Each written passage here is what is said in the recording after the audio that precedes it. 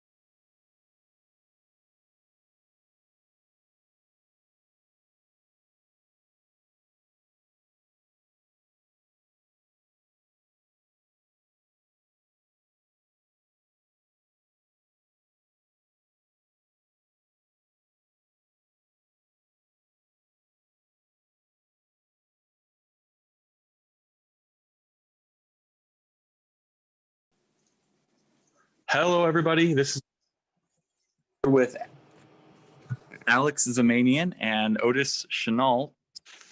We are streaming live from the New York Metropolitan Open.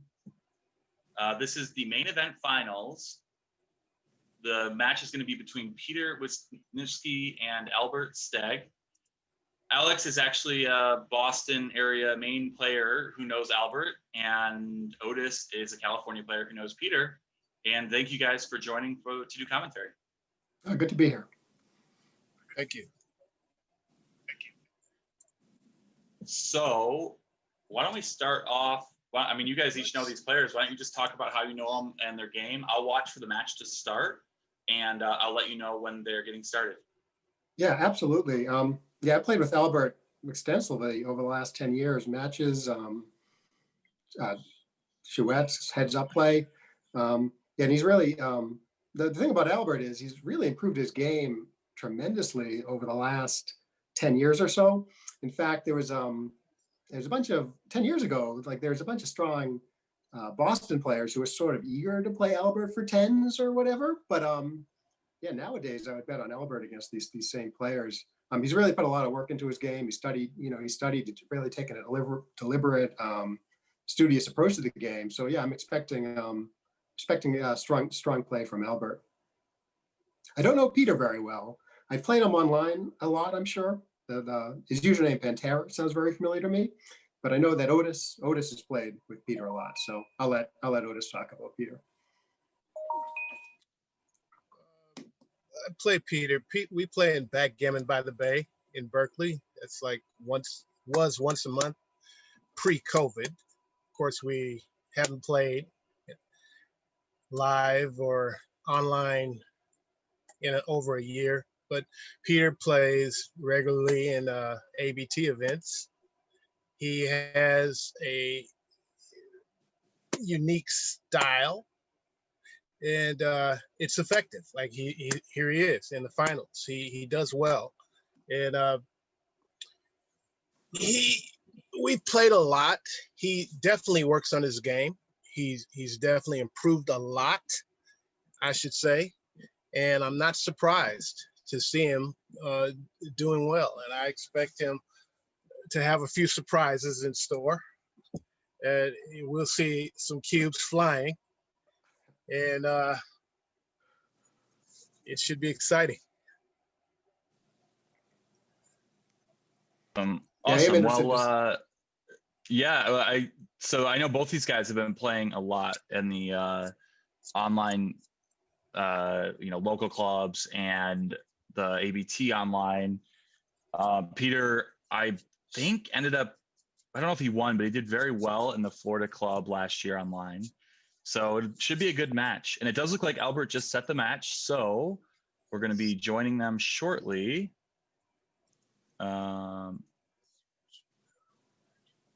And there it goes. They're off. The match number for anyone who needs it is 582-7786.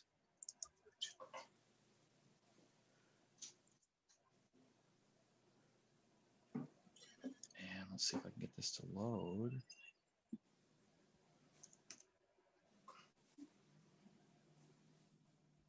All right.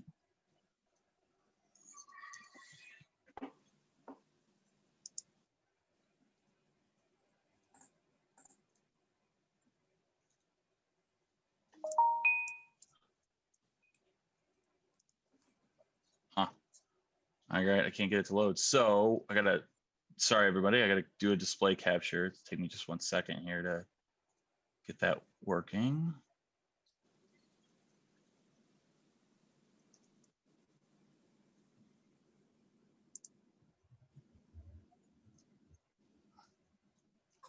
So this is the finals.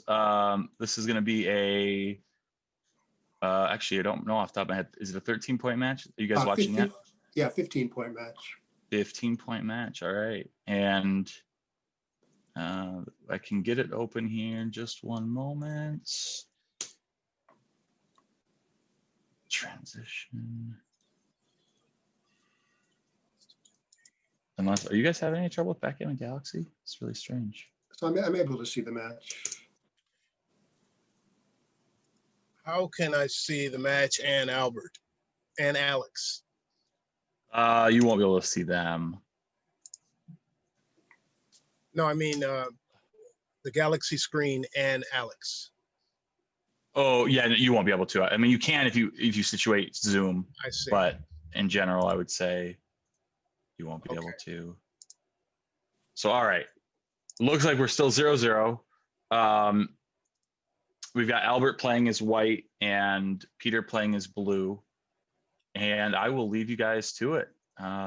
Make sure this is set up completely. Looks good. Yeah. All right. All right. So 15-point match is longer than I'm normally accustomed to. I've often played just like quick, 5-pointers on Grid Gammon and Galaxy, although I'm trying more 9s on Galaxy. Otis, do you play a lot of long matches like 15 and longer? No, on Galaxy, I usually play speed matches, short matches, unless it's a tournament like this. And then these will tend to be 11 or more. Gotcha.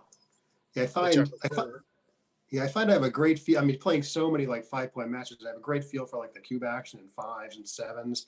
But when the cubes start flying, when the cubes get up to like 8 and 16, I have no feel for what's going on at the at certain match scores and long matches. So this should be interesting if the scores get lopsided or some big cubes start flying around.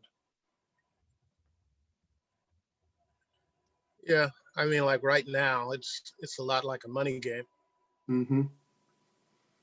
In the early stages. All right, so it looks like Albert has a little 4-1 to play here. Yeah, he can make a second anchor if he likes. Sort of establish this long-term defensive position and then bring the checker to the 6-point. It's a little inflexible though.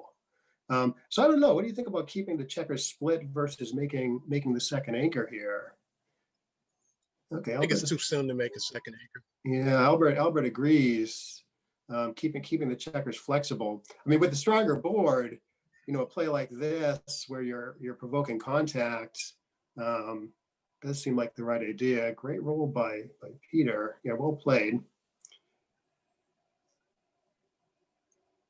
Another choice by Albert here. I do like his second anchor play now.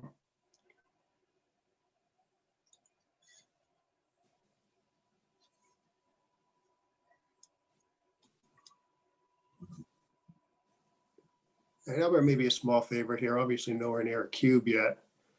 Oh, that's nice. This fills in all the holes. Still a little bit too much work to do to double this, I would say. Albert's thinking about it. As he should.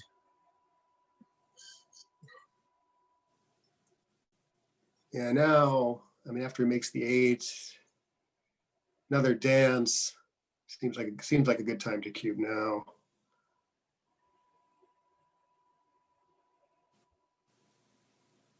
There we go. Yeah, both players seem to be playing well from what I see. This is Albert's preferred opening, I know. At least when not down a bunch in the match. We'll see if he be interesting to see his openings place change as the match develops.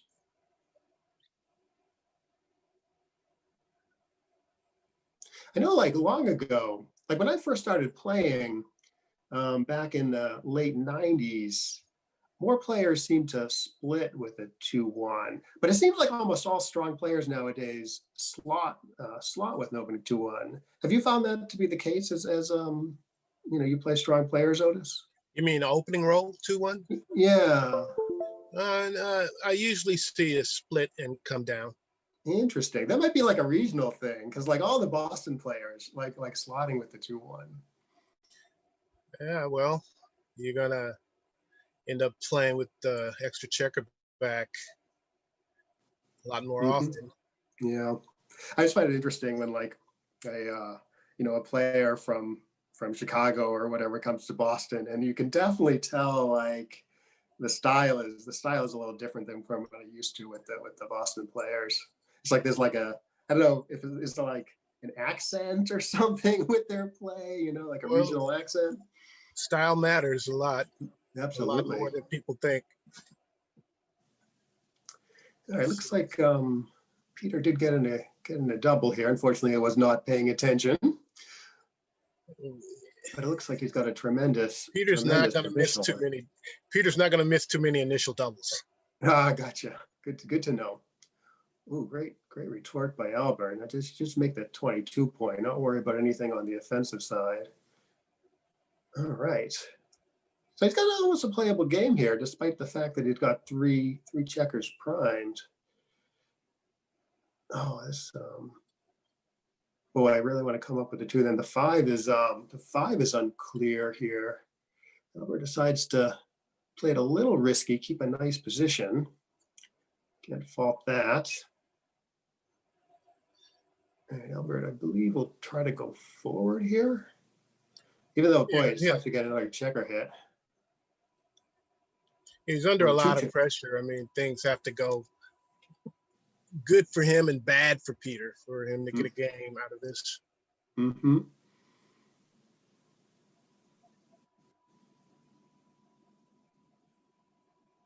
Oh, Peter might be thinking about hitting off the ace point here to try to deny Albert the second anchor. It was kind of a play. I mean, now if Albert can get this fifth checker out, you know, he's gonna have a reasonable game. Obviously, the timing isn't great in any case for this back game. Yeah, he's got to also avoid. He's got to try to escape, hold the timing, avoid crunching, all that stuff. So it could all happen, but it's a parlay. Yeah, it's a tall order. There's a player that Peter. Close. If he doesn't escape soon, his board starts to go. Yeah, it looks like this is happening. Yeah, he needed a 6 there. Yeah, I'm wondering about Peter's 4-4 earlier, if it actually was right to attack on the ace. You know, 13. I wouldn't switch or anything, but 13-1 there seemed like a decent try. It was a thought. That's not his style, you know. That would have been he's more like straightforward, you know. He's just trying to bring it home. Absolutely. All right, so Albert made a nice play there. He's killed his 5. So if Peter had kept his 8 point, he wouldn't have to play the 5. Obviously, Albert's very happy to jump here. Peter's bringing this home well. I wonder about slotting the ace point here with the deuce. Albert likes it.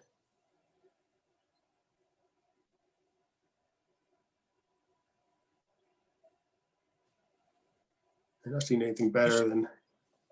You should clear here. Oh wait, this is. Oh yes, Albert's 4-1. Albert's roll. Yeah, so you should definitely keep the second anchor. This looks like all he can do. All right. Yeah, I guess he's got a hit here. If he wants to win, he's got to leave both points slotted, which he did. This does not quite cover. At least he can cover the ace. Which maybe that is the plan.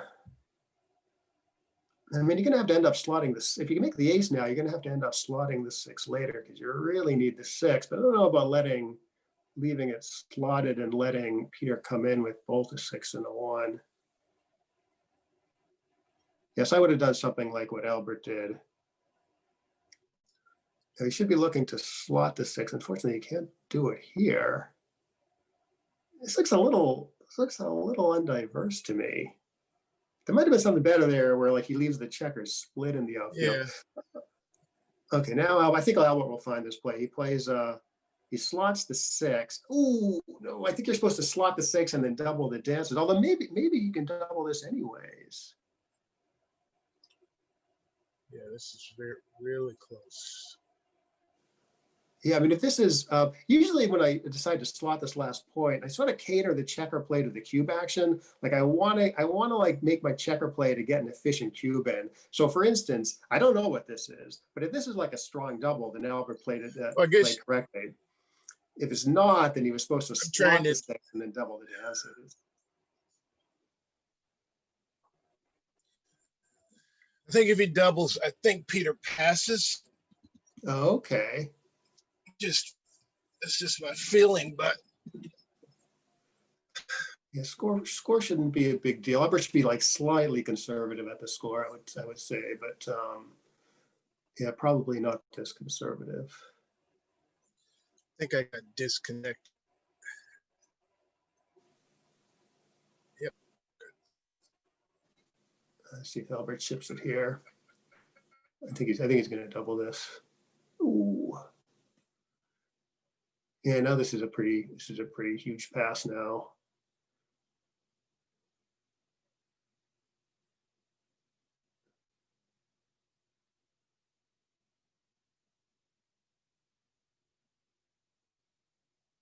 If assuming I'm looking at this correct. So that was a big pass there, right? Before the roll, Odis. Oh, I think we lost Odis. Okay, so Albert up three zip. Yeah, score is again on the recubes and stuff. The score, I would say the score is becoming a little bit of an issue. But for initial cubes, I wouldn't adjust too much. I mean, I'd be a little conservative if I was Albert and a little bit aggressive if I was Peter, but I wouldn't I wouldn't adjust too much. I mean, which is way different than like a 7-point match or something where the cube action would be very, very skewed at this score. All right, Peter rolls this great 5-5. Disengagement completely looks good, even though the race is still fairly close. It looked like Peter did, put together a nice offensive position with that. So I do like what Peter's thinking here. This is okay. I might have looked to slot something, although it's a little hard to find, a decent slotting play there. So I can't really fault what Peter did. This looks solid. Okay, yeah. The problem with Peter's position is he's not up in the race. Even in this roll, the race is still quite close. So he can consider, if he has a clean play to do it, he can consider actually keeping the midpoint because the race is pretty much even, and your timing is better. Peter's timing is better than Albert. So Albert might have to break first. So, but Peter did look natural. But if there was some like other clean play that kept the midpoint, that might have been better. Although it's a little hard to find. I mean, again, I can't fault what Peter did because it's a little hard to find a clean play with the 4-4 that keeps the midpoint. But now you see, yeah, you've taken like a lot of pressure off of Albert's anchor here. Like Albert rolls 6-5 or something, and then he's happy. He's happy to go. Whereas if you kept your midpoint, that turns into a bad number. So Peter has a small race lead here. Not enough to double, obviously. I mean, Albert has this huge take on the race alone, and contact maybe even favors Albert. So now Albert can either break contact when down in the race a little bit, or it can be like a little wasteful for the race and keep the contact. Okay, he likes keeping the contact. Peter rolls a great number. And now 3 pips, but Peter is a little bit more efficient than Albert. So you could have considered cubing there. That seemed like maybe a close call given the difference in efficiency. Okay, so now up 7 pips. This is a big double. Peter's again. He's got these little gaps on his 5 and 3, but his position is sort of more triangle-y than Albert, so I think Peter might be a little bit more efficient than Albert. So I do agree with double and probably pass also. I mean, Albert was within 12% of the leader's pip count, which would normally indicate a take. but given the score and given the efficiency arguments, I can certainly see passing that.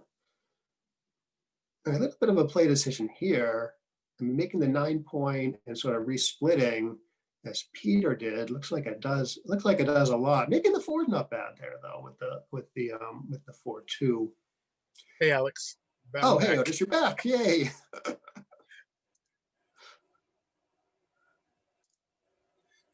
Yeah, so we're at 3-1. Peter looked like he got in a very efficient cube last game. Were you watching the match? No. What happened? So it got into a 18-point holding game. Peter mostly broke contact by giving up his midpoint. I wasn't sure about it, but eventually it came down to a straight race where Peter got in a pretty efficient cube. So here, yeah, pointing looks solid. I mean, you're giving up 2 points to make 1, but I don't know, putting white up on the roof and sort of starting a plausible blitz looks pretty good. Like Peter has 11 guys in the zone, 11 guys in his outfield, his home board. So this blitz is looking pretty powerful. In fact, you could consider doubling there. Maybe it's a little light, but it's worth a thought.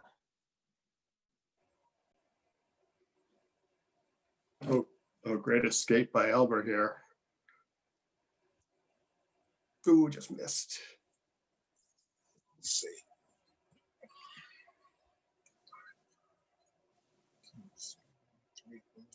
Given that the race is so close, I'm looking at making the 9-point here. Sort of a blocking play. It's pretty bloody. I think he's trying to decide between making the 9 and playing something like 14-8. Yeah, I do like this aggressive blocking play despite the shots. Let's see, it's only looks like 6 shots.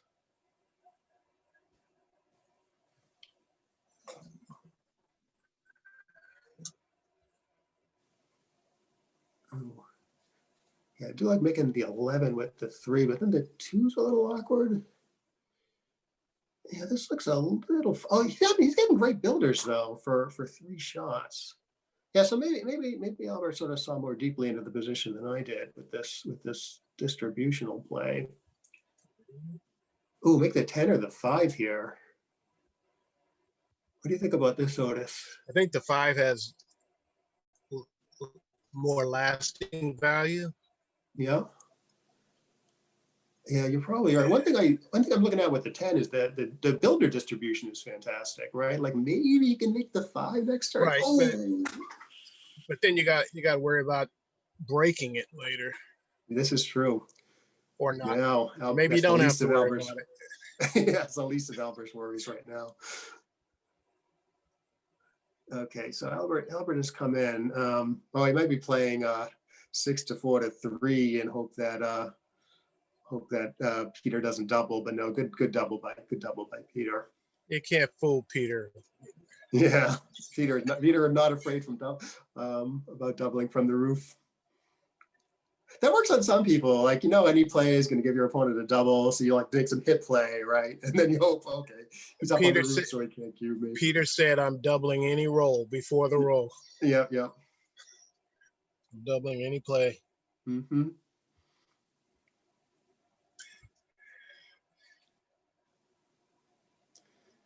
Okay. So this maybe was.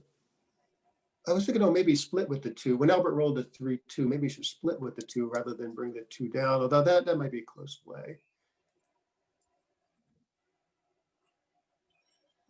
All right. So definitely make the 4 here, I would say, rather than safety the guy in the outfield.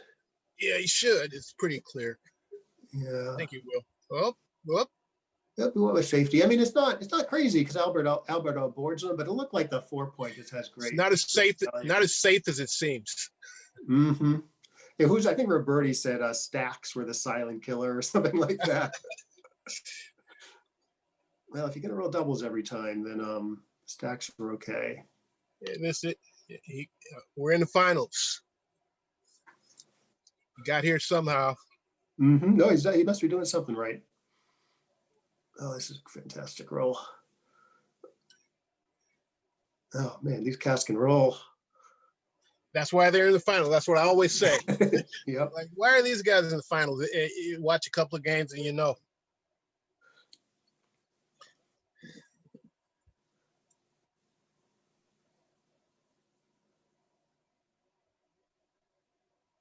All right. Oh, this is like Peter's 5-5 from the previous game. Yeah, this is similar to this is very similar to the 3-0 game where you got a close race and Albert has this bar point holding game. The race, Peter's better here because he's up 11 in the race before the roll, up 22. It's up 10 now. So Albert has a take on the race, so Peter should not double this. I mean, the easy way to see that is, Albert's taken base on the race, and Albert should be happy with the contact since he's down in the race. So he's got this, well, I wouldn't call it huge, but he's got this easy take from this position.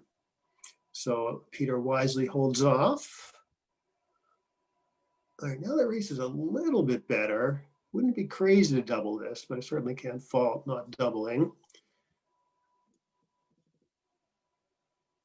Okay, so see, Albert likes to keep the contact down in the race. Up 10, a little bit of contact. This is a good time for it to go double take, which I believe it will. Well, it went Passing double. isn't crazy, but I would take this.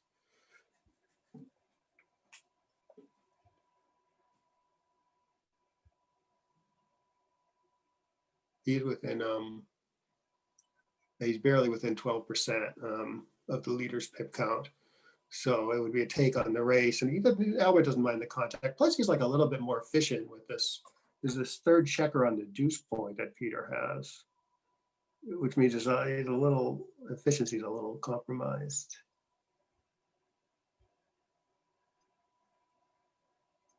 Well, a computer would take it. Yes.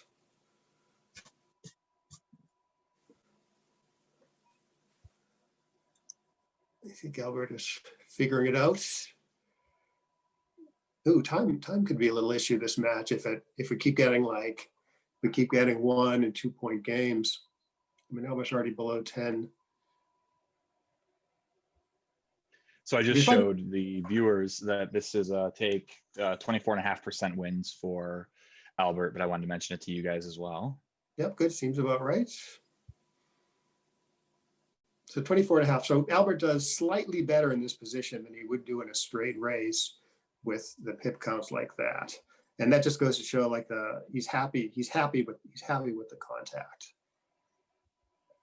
So Albert correctly took, which is great. And he's catching up a little bit here. I don't know about that ace. It's probably should have slotted one of the open points. Oh, did he leave his 4-point open? Even slotting the ace would have been better, I think. Yeah, Slot something. Absolutely. Yeah, that's 4. If you have an open 4 and 5 point as your barrier, and sometimes it's right to like forego even crossing over into your home quadrant to slot your 4 and 5 points. It becomes especially important to do that when you have checkers on your low points. If you have nothing on your low points, you still want to do it, but it's not like such a big deal. Yeah, especially when you have checkers on your low point, the gaps just hurt so much. Like the play he made is good if you're like behind, and you might want to start playing for big doubles, but right. I don't know. Yeah, if you're desperate. Oh, so there's some fireworks here. Okay, should go double pass, which I'm sure it will. Yep. And we will be at 5-2. So way to think of this is 10 away, 13 away. But maybe a better way to think of it is Albert should be a little conservative being up in the match, and Peter should be a little aggressive. And when the cube starts escalating, that becomes even more true. Like for an initial cube, Albert should be like a little conservative, but for a recube, especially when this gamma's floating around, Albert should be like very, very conservative. Yeah, it's a 15-point match, so it's It's still like right around early in the match, but it's getting Yeah, up there. Yeah, Albert's absolutely. starting to get up there. All right, good roll by Albert.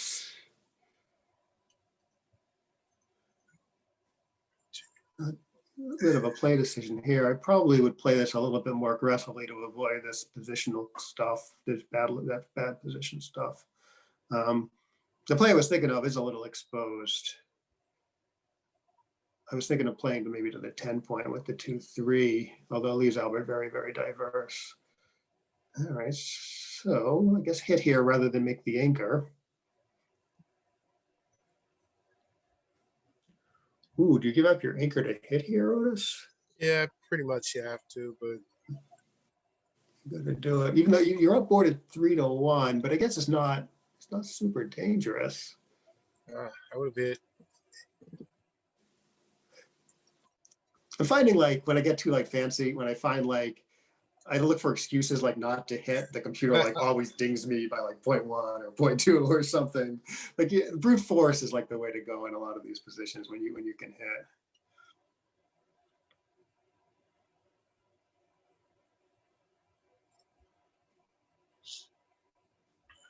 Ooh. Yeah, I don't know what I would do here. What do you like here, Otis? I'd actually make the prime.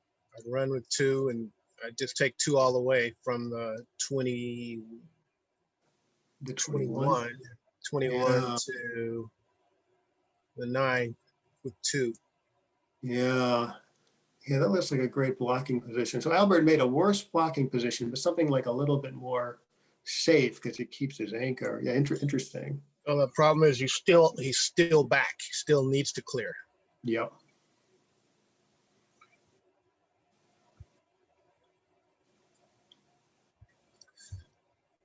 Okay, so Albert's on roll here. Considering cubing, he's well down in the race, but he's got this attack going. He's got a nice position, and he's got some decent threats. He's down on the race, but he's ahead in everything else. Mm-hmm. He's very diverse. I mean, he's got 2s to hit on the outside and 3s, 4s, and 5s to attack on the inside. So I do like the cube here. And due to the race, I would have taken, and due to the score actually, I would have taken like Peter did. Ooh, maybe come in and hit here. All these blots flapping in the outfield. Yeah, I mean, and Peter doesn't mind.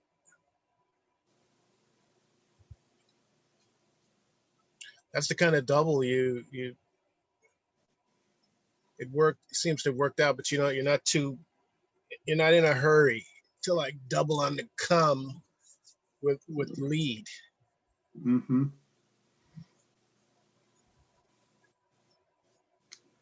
All right, Albert is in great control here. Looking to steal 4 points. Wow. Yes, if Albert 4 points would be tremendous. Right, Peter really needs an anchor.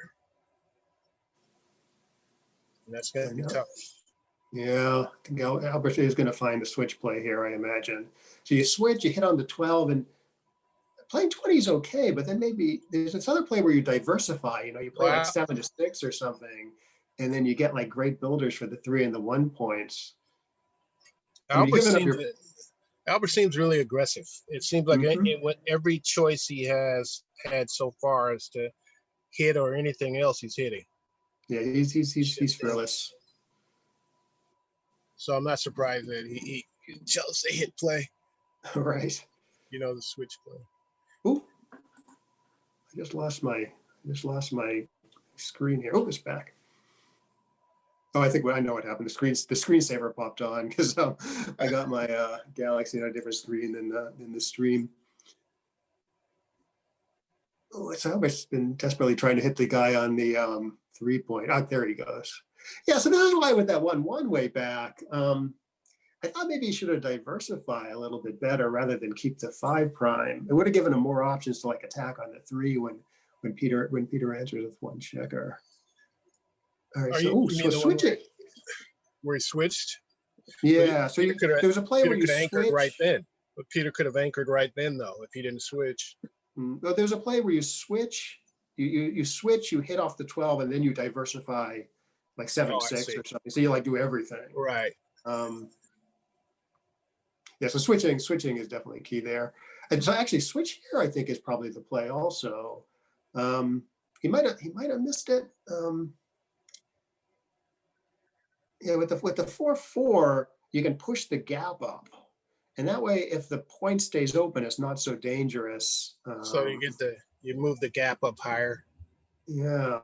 Higher gaps are safer. Yeah, I don't know if Albert missed it or if he considered it and then dismissed it. I mean, Albert's play got like sort of good builders for the 1, but yeah, it looked like maybe he can get like a long-term safer position.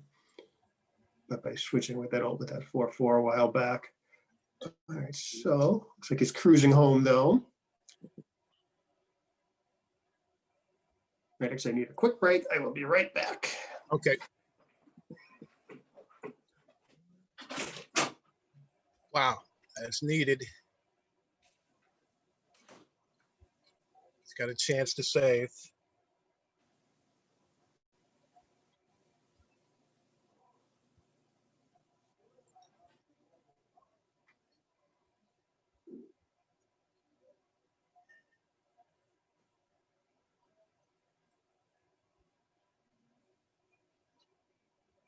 Should put it on the 5-point so he can take a checker off with double 5s.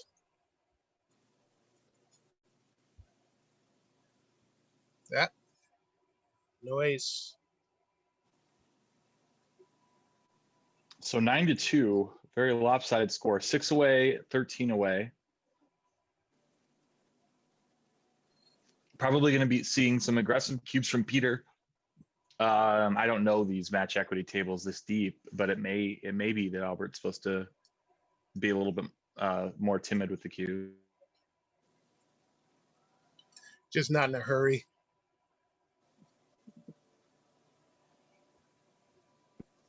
It looks like Albert's theoretical take point is very normal, 21 to 24% according to XG.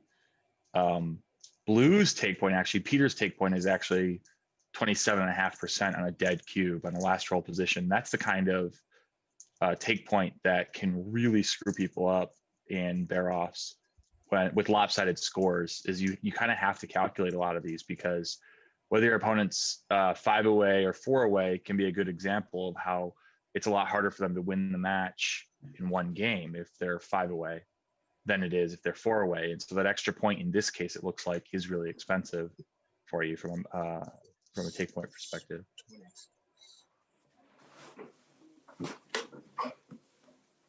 Awkward. Were you guys discussing the 4-way effect, as I like to think about it?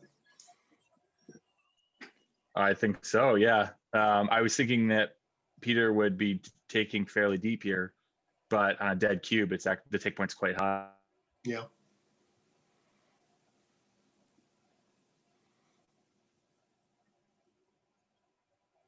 So he's Albert's 6-way right now, not 4-way. But it didn't. I think it's the fact that he would get to 4 away if you take. Oh yes. That Yeah, so that's that's like, impacting it. Yeah, so that's like a little bit more incentive for Albert to take for Albert to take a cube and get to, or I guess from the other point of view, it's a little more incentive for Peter to pass, because he doesn't want to let Albert get to 4 away. On the other hand, I mean, he's way down in the match, so that's an incentive to take. So there's a little bit of a push and pull there.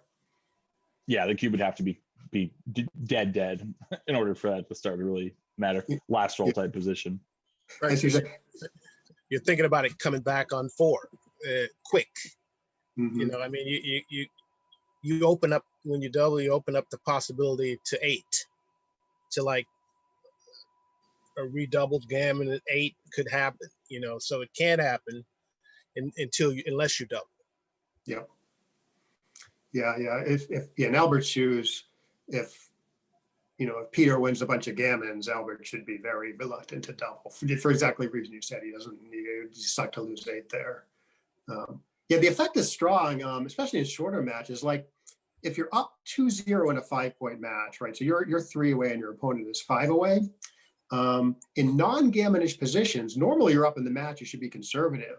But at this score where you're up 2-zip, you can actually take very aggressively in non-gammonish positions because you don't want to let your opponent get to 4 away, 3 away. There's like this added incentive to not pass and let your opponent get to 4 away. So the take point is like, I don't know, 18% or something when you're up 2-0 in a 5-point match. At least according to the computer. I mean, there's some, I've seen like some skepticism about how big this 4-away effect is. Like the computer thinks is huge. Like leading to these counterintuitive situations where like you're taking more aggressively when you're up 2-zip and a 5.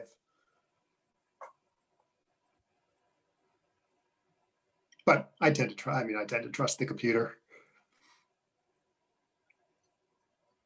You should. Yeah. Results have been good.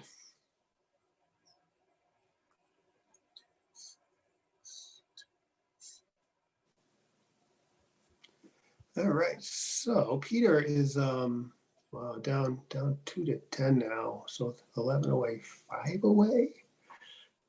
Yeah, I guess he's not. I guess even at the score, he shouldn't be cubing. He's not necessarily ahead here by much, anyways.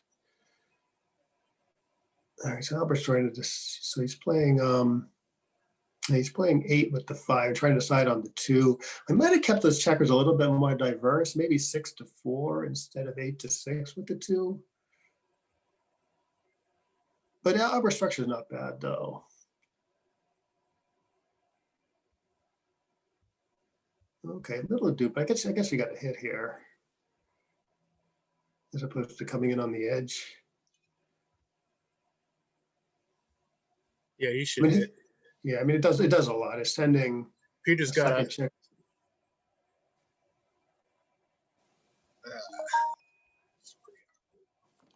It's got a break.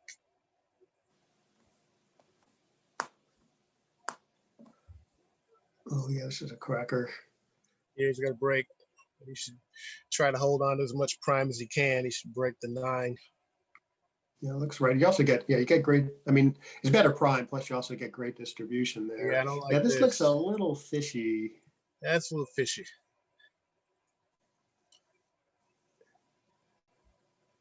Oh, great follow-up though. Good recovery. Yeah, oh, great roll by Albert. All right, so, yeah, so if I wonder what the cube action is there after a dance. Again, I mean, this is such a lopsided score that it's tough for me to evaluate. Yeah, we might see it after. You might see it after hit dance here. No dance, but the 5, this is sort of like dancing in that the 5 is quite bad. Now we're just considering cubing. Yes, I guess I would not double this. I mean, I'd be happy to take as Peter, I guess. Everything close. The answer is no here. Yeah, just due to the score. Yeah, good point.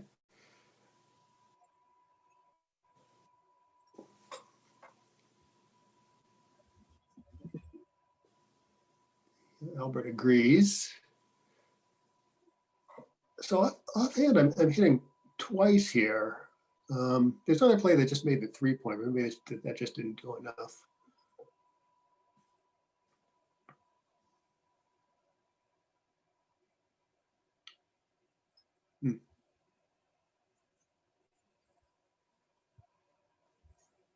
Yeah, now I would be tempted to send it just because I don't know whether what Peter should do.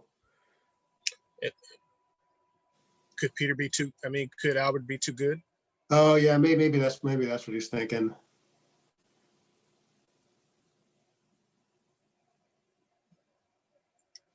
And again, yeah, the score makes it all tricky.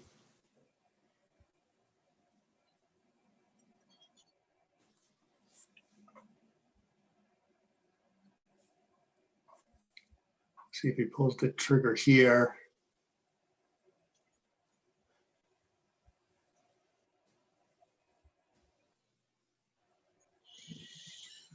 Okay, double. And yeah, the position is so sick that I even at the score, I guess in Yeah, passing it. with all the wasted Yeah. checkers, he may have been too good. Yeah. Yeah, if you can see that as like a huge Certainly pass, can't take it. you can certainly see playing on. Okay, yeah, this is the book play by Peter here.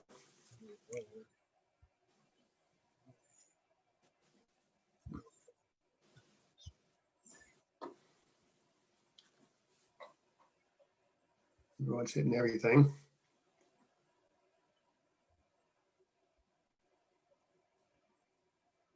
Huh.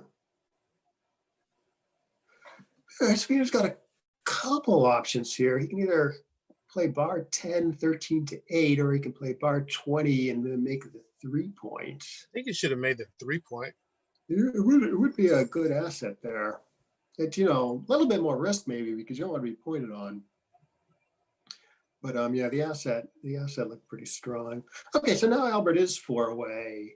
You know, which usually is a good incentive to double, but such a lopsided score, you know, that's an incentive not to double. So again, we have sort of this push and pull. Like if I was Albert, you know, as you mentioned earlier, Odis, if there's a chance of losing 8, you don't want to double at this score. In other words, like if Peter wins some gammons, Albert doubles to 2, Peter doubles right back to 4 when he has like a little bit of a gammon threat, and then you lose 8, and it's like, oh my God, it's 11 to 10 all of a sudden. Yeah, the recoup take point's the key. That if Albert sends a double and Peter takes, Albert has to have 41% to take any recoup. So it's just really, really gross to give him that ammunition, that threat that he'll have the rest of the game. Right, and that's 41 is that's probably not counting any gammons, right? So if there's some chance of Peter winning exactly, the gammon value, Peter could be up above 50%. Yeah. You know? Exactly.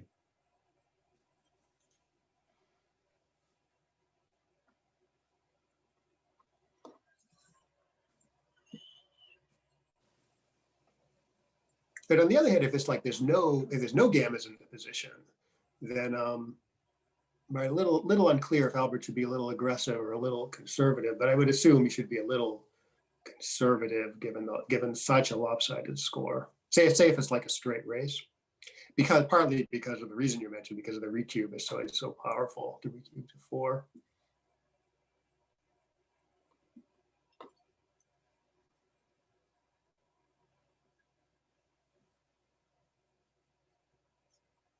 All right, so ooh, that's a fantastic shot. I assume Albert would just keep rolling here, but let's see if he doubles. Good. Give a little thought to hitting loose on the ace here, but no, making the 3 just looks too powerful. Pretty strong. Yeah. Now you could hit loose, or you could switch here. He should switch. Switching looked right to me too. One nice thing about the switch is you get to play more of them. You know, you get to use 2 of them to switch, and then you get to use 2 of them to either bring more builders into the zone or start escaping the back man. Oh, for the beginners watching, one nice thing to be aware of is with the 3-3 like Albert did, you can always take a checker from your midpoint to raise point, and that's true for 6-6, 4-4, and 3-3. So if you're a beginner, it's just something to be aware of. It's easy to miss especially with 4-4 and 3-3 sometimes.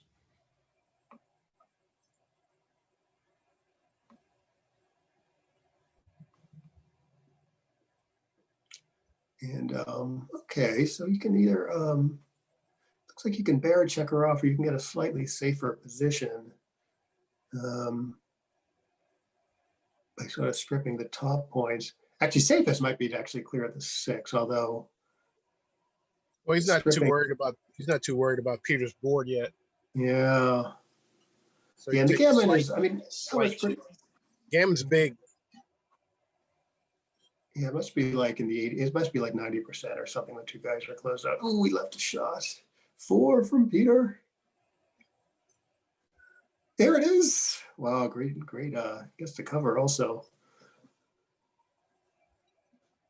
All right. I could probably bring down to 2 for great diversification at the cost of a few, at the cost of leaving the checkers exposed. So yeah, definitely like what Peter did there.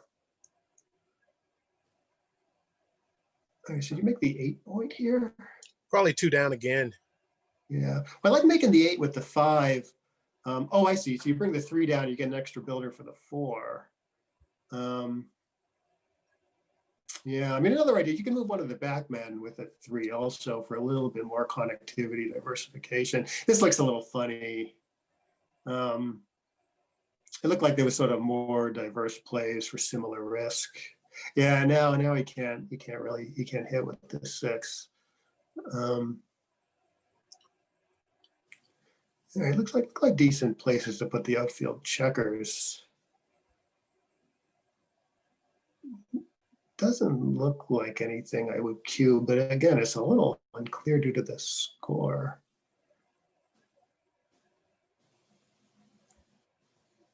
It's pretty clear non-double. Seems Yeah. like. So the games for doubling is your games. If you get closed out, the game's about even. It seems like he's throwing away a lot of gammon vig if Peter drops. Right. And Peter loves holding a 4 cube here. Yeah. Well, yeah. You have a 2 cube, but yeah, you can double back to 4. So the Wow. proper cube action is double pass. So this was a big blunder. Uh-oh. Well, 0.087, not that big. But let's see how it works out. Okay, so it was worth about 1.087, you say? After double take? Exactly. And then after the 6-5, obviously he enters, and now 4-2, and the question is whether or not to hit. And I really like this play of not hitting. You cannot give Peter a chance to recube you at any cost. Mm-hmm. I think. I mean, maybe it's kind of a last roll, so it didn't matter, but I love not hitting there. Could just be wrong.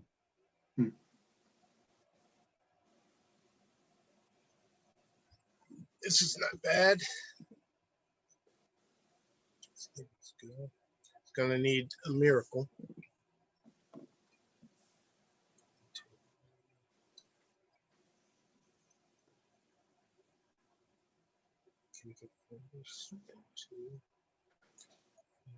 So can you get? Let's see. I'm not seeing any play that. Oh, there is. Yeah, there is a play that gets 4s. double 2. I think it. Oh, yeah, double 4. Best you can do is get double 2s for sure. So the question is how. Like there's some reasonable plays that don't get double 4s.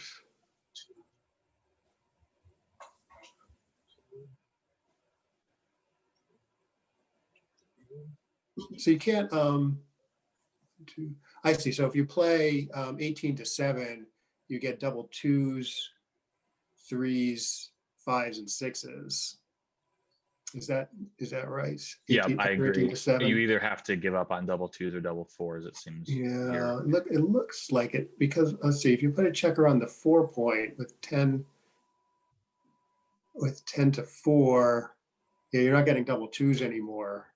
Oh, yeah, so you can go to the 18-point and slot the 4. Yeah, the 13, right. Yeah, then you're getting double 4, but you're giving up on double 2s. Slot the 4. Yeah, I'm not seeing anything that gets both double 4s and double 2s. What if there's a way to see that? That's impossible. Or maybe Peter will show us that it's possible.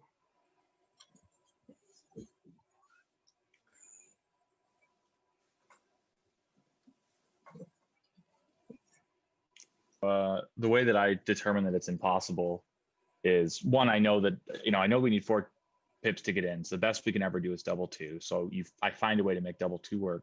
Well, the only way to make double 4 work is to leave the checker 19 to 16. And you can't do that because then you can't make double 2s work anymore. So I you can be see. pretty confident.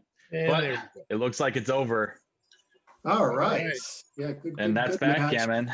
I Well, mean, we all love congratulations. this game and hate it, but Peter obviously wanted a little more action in this. Congratulations, Albert. Both Yeah. players played very well. Yeah, Yeah, nicely played congratulations to match. both. I know that sometimes we get used to seeing the superhumans that play the 3s and the 4s, but this is better than average in the open division. So I hope they're both proud of playing a 6 or just under. Yeah, absolutely. Otis, Alex, thank you. This was Oh, awesome. Love great. having someone who knows these players be able to do commentary. It really adds a fun element where you can talk about what you know about their style, and I really appreciate you joining us. Are you guys working on any projects that you want to plug? I don't know what your gigs are outside of playing backgammon. Oh, funny you should ask. Well, I just started a YouTube channel, Z Explains BG.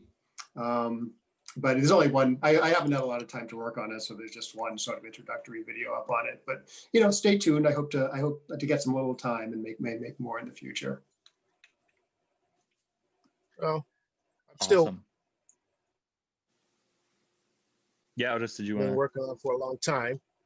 And other than that, just on quarantine alert. Hanging out. Absolutely. And I guess I'll be seeing all you guys online. I guess I'll start playing a little more soon. Well, I hope to see you at the big freeze out. This in 2 weeks, we're going to run the longest match lengths to date for the ABT Online. The first round's going to start with a 13-point match, but every round after that is going to go up by 2 points. So by the finals, we'll be playing a 21-point match. This is going to be capped at 32 players in the open division, but the only people who have to play open are players that are playing under a 6.5 PR, which is a bit better than the average open field to the ABT. And everyone else is going to be in the intermediate. We're actually going to split the intermediate into 2 divisions, though. A Division 1, which I expect to be a bit more competitive, and Division 2, where the players that maybe are new or just more casual players will be able to play and feel like they're playing against people of their skill level. So I'm excited to give this a try. It's all possible because of how much we've been playing online lately. So we'll see where it goes. Yeah, But sounds thank you, exciting. Otis. Thank you, Thank you. Alex, for joining. And the next stream will be in about an hour at 4 p.m. Eastern. For that stream, we will have commentary. That one will be, let me take a look here.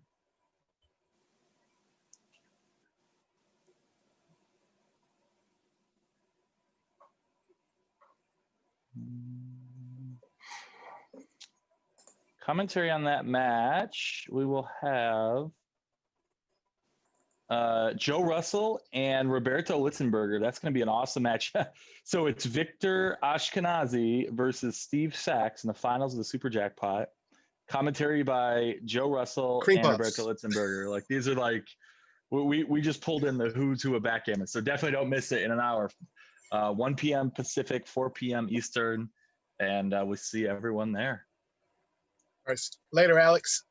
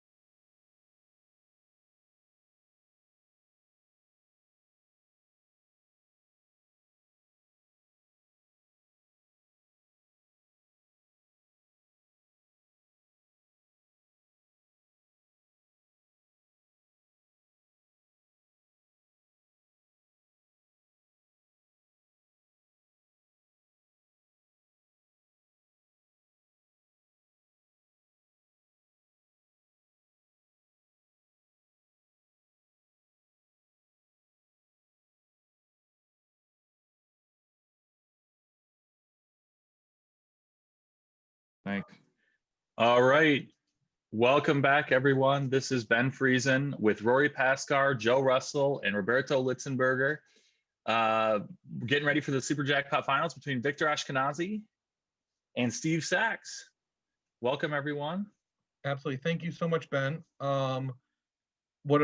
Just a great long weekend of backgammon. We had 58 players in the championship tournament, 30 in the intermediate. We had advanced beginners and beginners had 11 and 7, so we had over 100 players total. Super Jackpot final right now between two of the world's greats, Victor and STEAMSAX. I'm honored to bring us in with have this presented by Ben and with Joe and Roberto on commentary. Thank you very much both to Joe and Roberto for sharing your time and expertise and doing the commentary today. Should be a great match. I'm going to go ahead and go silent and go back to my tournament management activities. Take it away, guys. Thanks. So it looks like Steve's opened with a 2-1, made his normal play, and Victor responded with a 5-2. Steve rolls 3-1, makes his 5-point and splits. Victor hits, and now Steve comes in and makes a normal anchor.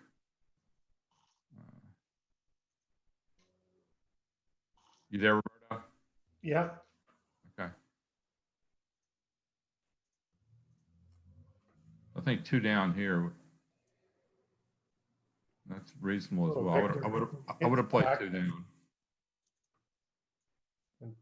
The way he played it, he did keep a builder on the 13 to hit without breaking his 13. It's pretty reasonable. Hit back. A pretty good rolling from both sides so far, although Victor has an advantage. Yeah, normally the guy with, 4 back has a disadvantage, but not always. Early game, it's normally. He has a stronger board. Victor doesn't have, that much of a threat, but he is ahead in the race. He just needs That's what makes this a question here. So he's thinking about, well, does he hit? But the hit knows he's pretty much going to be return hit for sure. So where does he hit? What's? Yeah, I think he's playing 16 to 11 with the 5. Yeah. Yeah. And then he goes to 2, gets away with it. Yeah. So I think Steve just come in on the 22 and played a 13 here. Now Victor would love to cover to solidify. And there it is. He's able to cover. Well, he could have also made the 9-point, which was reasonable there too. Steve, I think, will just make the 22-point and play 13 to 10. Yeah. Oh, great roll here. Yeah. So I played both points.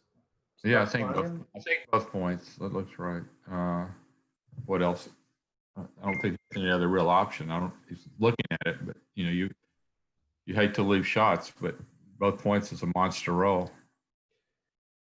Yeah, it gives you the best long term. What else could he do besides? Perspective. I don't even see an Up a check to alternative. the ace. I don't think it's right. Yeah. It'd be 3 down and 1 to the ace. I don't think that's really No. a bad idea, but There you go. Well, Steve will make this 4-point. And now we'll have to decide if Victor have to decide if he wants to double yet. Probably not with having to clear. That's not a good goal for Steve, actually. It's going to lead to a pretty quick double by Victor. yeah, I think this is a little too big, too fast here.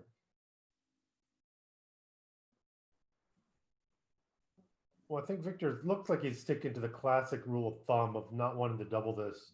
Well, I don't think he had a double, but the double Yeah. 5 is going to lead to a pretty quick double. And there it is. After this, he'll have a double Game. after this. Yeah, this will probably be it. Game over. That's the normal rule of thumb is you get down to like 3 points to clear in front of the double anchors. Right. Is you can double and the other person often have a pass at that point. I think this is a pass. Pretty sure this is a pass. You got no timing. You have to get the shot this time. If he doesn't pull the shot this time, you got to go or start crushing your board unless you're fortunate to roll really small. And there are the fluke gammons here and there as well. Yeah, if he's forced to run. I feel pretty confident Steve will pass this. I feel pretty confident it is a pass. It's just Victor has too much timing to roll something well, to roll a good number.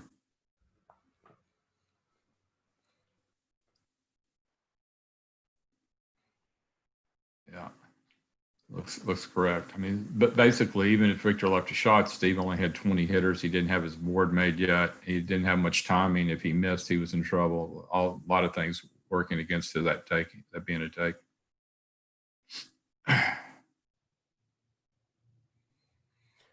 Another big roll right off the bat. Looks like it's Yeah. following the same kind of game plan. Victor's like, well, if I'm getting the numbers that run, I'll run. Now he's blocked. So his double five, did you agree with that? He could have also, played. He could have kept two. He could have played and kept two men on the 4 point and just slotted the 3. You could have kept the spare. The spare might be slightly right, actually, keeping the spare outside because it gives you more numbers to make points, and he wasn't going to get an immediate shot. So here I'd just come on the ace and slot the 4 point.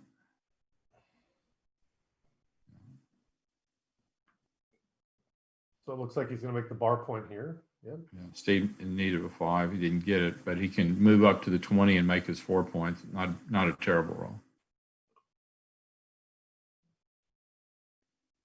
That's just a great roll. Looks like another fast game. This should be all she wrote, I think. Definitely a double next turn, no matter what Steve rolls, I believe. I agree. Question is, can he take this? That's a toughie. He's down 41 pips in the race. Victor has a lot of numbers that work well, but Victor only has a 2 point board. Steve has a nice prime on his side. This could be a take. What do you think? Well, Steve, they'd have to run through all the numbers. I mean, my gut reaction is, to pass this. But if I run through the numbers and get enough, I would not have the time to do that right this second. I'll see. It's not great distribution, so he did take it.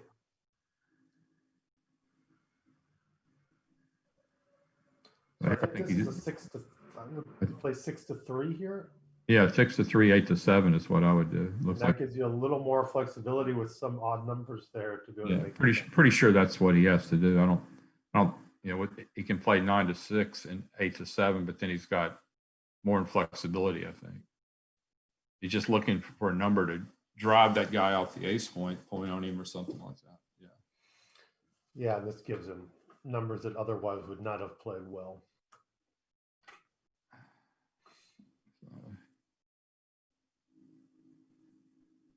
Oh, and that was a good roll. That was one of the reasons why he wanted that builder on the 3 point there. I think Steve just makes his 3 and slots his ace. He could also make the 2 point, but he did make the 2 point. That's reasonable as well. Okay, so this is good. He's not going to leave the shot now, so he'll break the bar. Yeah. Not sure what else he's considering here. Yeah, there's not really. I mean, he could consider making the 4 point, but I don't think that was right. Oh, too much. This is. Yeah, Steve. Kind of like last game when he got those double 5s. I mean, he just got to get off the 24 point now. I don't think he can do anything else. There's no sense to stay back there. He's still got some reasonable chances to get a shot here. Victor's got 3 points to clear with the gap. He probably gets a shot, Well, Steve's happy he did step up there for sure. Right. It wasn't really that. Couldn't crash your board with the chance of maybe getting a shot, maybe hitting it, No, another great clearing number there. So.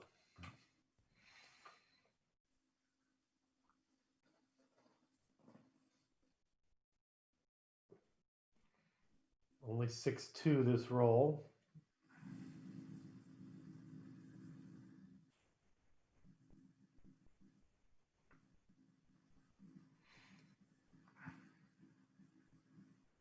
Barring something freak. Oh, here we go. We got a handful of numbers. Ooh, here I'll go ahead and stay back, just crush everything and hope for the 4-1, 5-1, or 6-1. I don't think you've got enough to race with. You're down. Well, maybe that's right. I don't know. pretty, yeah, Wow. certainly glad he did it now. He's got some small chance. Maybe he was right to run. I mean, pretty big either way.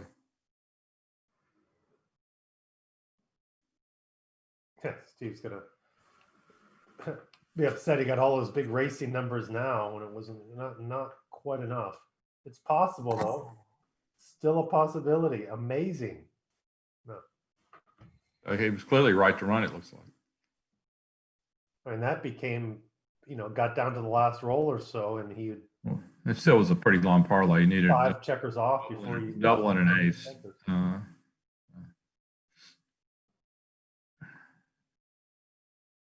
Yeah, but even to get to Yesterday, I lost one yesterday I won the match, but I lost a game where important score where my opponent needed to roll 5s are better, 4s are better, 3s are better, and then I had to roll an ace.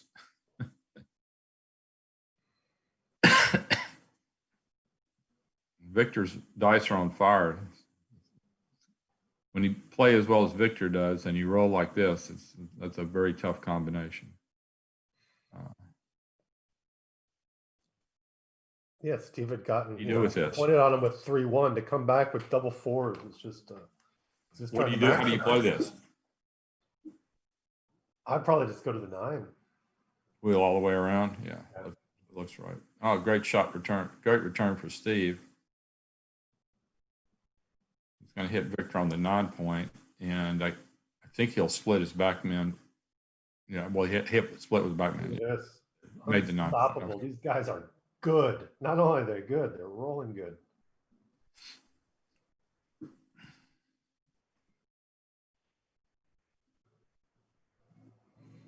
So where's the 4th 8? Where's the 4th deuce here? Yeah, just come up, I think. Steve's in with a 5 and with a 4. Strong Yeah. consideration making that. Yeah, I think anchoring looks reasonable. It looks right, not just reasonable. Looks right. This is an interesting toss. In with 1. And so he could make the 9, he could make the 8 point 3 times. He can also make the 4 point and come down. That's, yeah. I like making the 4. I guess he's figuring there are going to be back and forth hits, and this gives him Right. the test. But here he should just run out, expose himself to the double shot. Victor will hit and come out, I presume. Yeah. Another great shot from the roof. Wow. Another great shot from the roof. And another shot from the roof. Who will be the first one to cough? Yeah.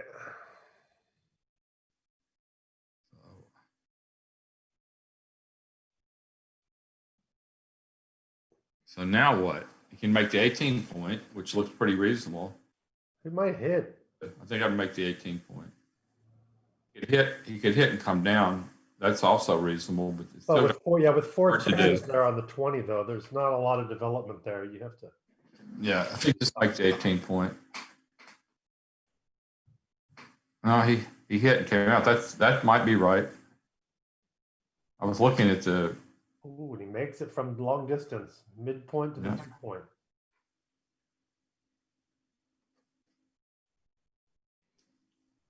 Victor tiptoes. Good roll. His question is, Yeah. does it balance out to how he's going to play this one?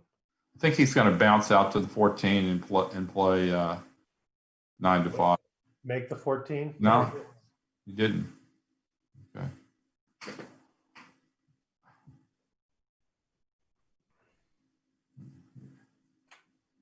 Ooh.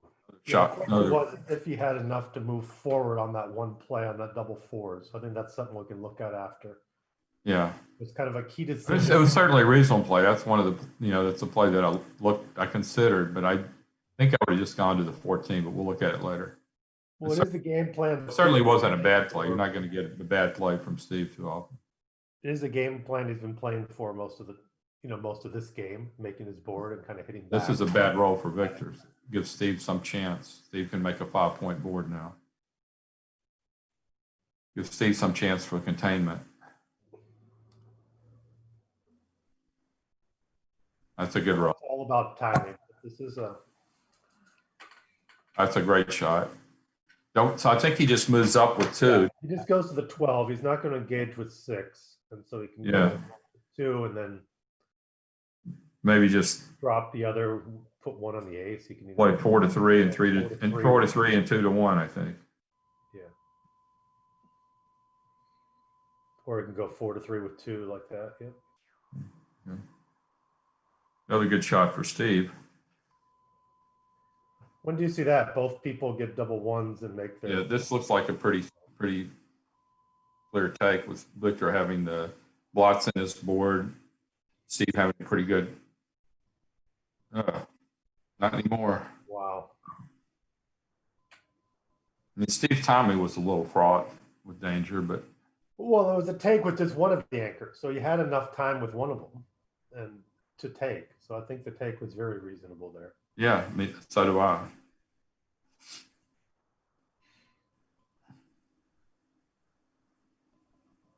And look at this, All right. he has time. I mean, he has his 11% hitters here. Here's the shot. And there's a shot. So, oh, and wrong 4, wrong 3. Well, got some returns here. Not that one. The dice are all victors so far.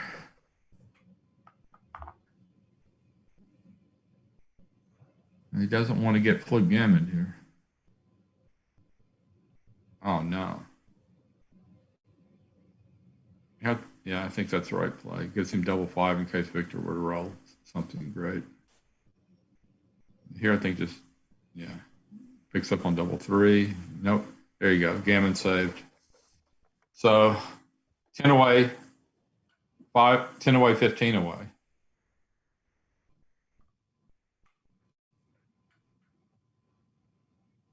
So we should see Steve becoming a little slightly, the slightest bit more aggressive with the cube at this score.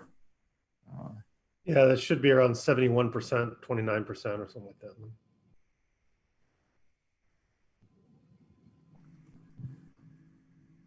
Makes his 5-point here.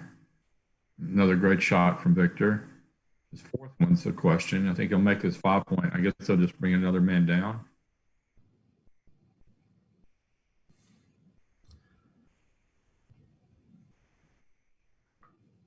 .5 for sure. You can also do 5-point in slot 4. He can bring 2 down and make this 2-point. I think that's the other consideration. It's no shot. It's got a great structure, and makes a 2-point board.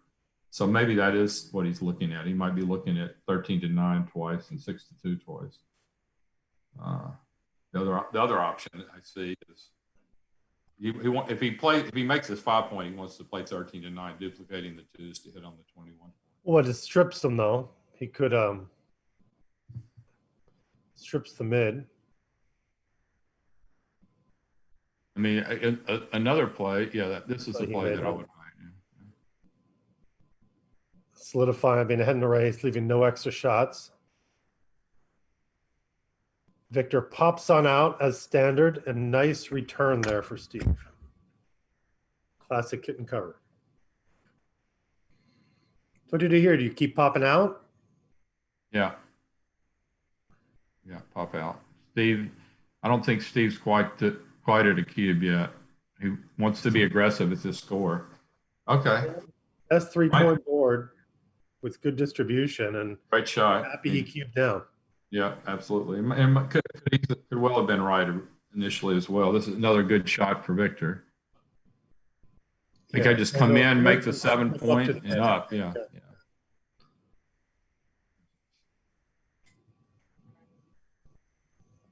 Now it should 5 points should be clear here. Yep.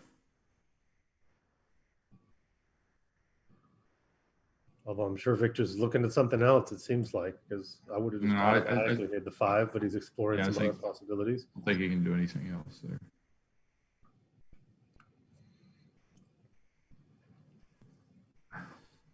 It's clear when you have this much time when you're playing, it's just not to make any play immediately. You know, you have Right. time. Well, this like on this play, this was probably an important play. You should take some time. The 5-1. He probably was. That's what I probably would have done. But I would have looked to see how the numbers play. That's when you should take 30, 40 seconds to see. I think Steve made the right play on the 5-1. So this one, I think I would just play 15 to 10 and 6-5 seems clear with the 1, but yeah. Steve hit, which could have been right. Oh, well, this is tricky. That spare block and hit, but at least a double blot, and there it is. That's a great Gonna shot. get interesting here. Another hit. Look at this. Look at this shot. What a super shot. Victor just is relentless on coming in with good numbers. So Victor's considering the recube now. Steve's got 1,000,000 miles to go. Yeah, a lot to consider with the recube here. A lot different if the score was even. Recubing while you're leading in the match is delicate territory. Right. I mean, Victor dances and Steve comes in with a 3. I don't think Victor's going to recube here. He didn't. I think it is quite an easy take being down and getting recubed. Yeah. Look at Steve would be like 1/6 away from cashing almost. Yeah.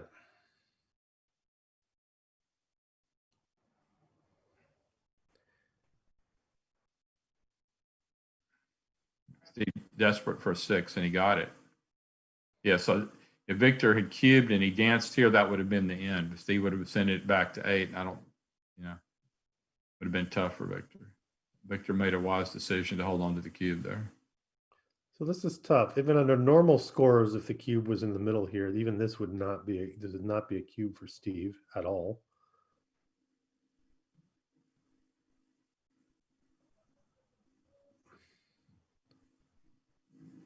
Now Victor considering cubes here. At a normal score, this is an easy recube.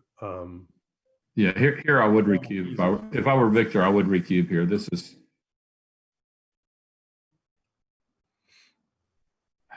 I know this reference with 1 guy back, so normally that would be at a normal score, this would be an easy pass. I'm not sure now considering. I don't think it's going to go from an easy pass to no cube. I think No, I think it's a double. And I don't know. I'm talking about the take for Steve. I mean, the double is the question. I think I think Steve can take. Normal score would be a big pass. I'm not. It's like you pass, you're down 7-0. I don't know. This is a tough call. I would have doubled, I think, and I certainly would double now. And I think Steve will have to pass. Yeah, I agree.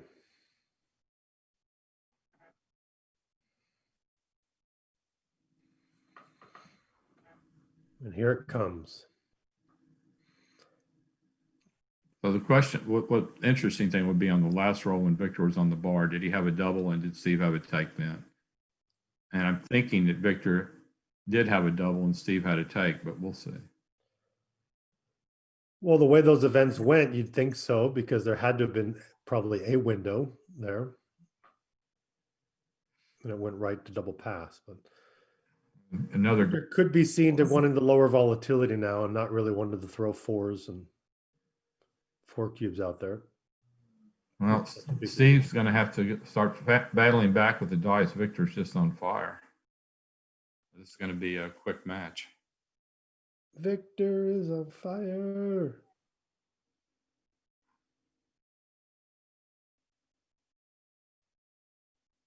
So what are you doing with the double 6? Are you wheeling all the way around to the 9? Or are you making 2 points? I'm making 2 points. I mean, I'm making the 7 and jumping out, but I'm. He's ahead 40 pips. I mean, it's pretty hard for Steve to take, no matter, if he'd made the other play, it would have been pretty hard for Steve to take. In this play, it's a little bit easier, I think. I don't know. Both plays are good. Here I'm 10 and 3 point. Wow. And this should be a double pass here. Yeah. Oh, you know, I had the pip count wrong on the last one. I was looking at the wrong pip count. So Okay. yeah, I think the double six was correct. I think this is double pass here. Yeah, initial double, it's hard to get in there and justify a take when he can't really hold it out and really wait for the end. He needs to get a shot and get it fast, basically. Normally with one guy back, it's a pass at a normal score if you're just, losing by half a normal pip count, like down 5 pips would be a pass. Yeah, it's He's too down much 7. down 19 pips, and Victor has a lot of point making numbers. And even if Steve were to hit, he may not win. It's just too much to ask for there. So what's this? 7 away, 15 away. Should be something. Finally a good shot for Steve. Makes his ace point.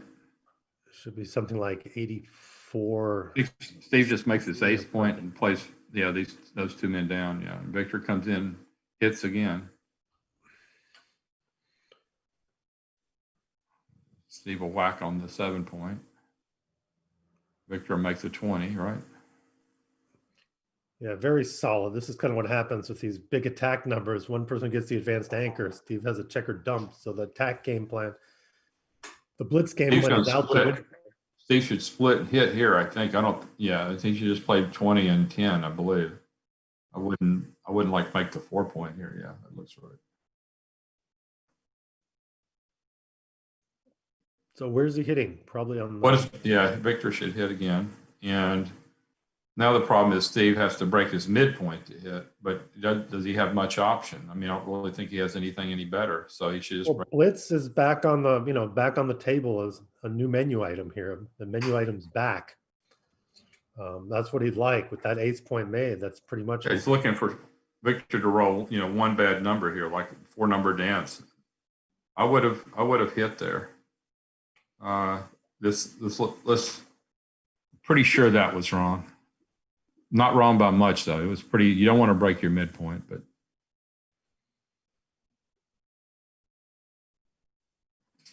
but you just didn't want to give Victor all those. I'd run from the 20 from here probably.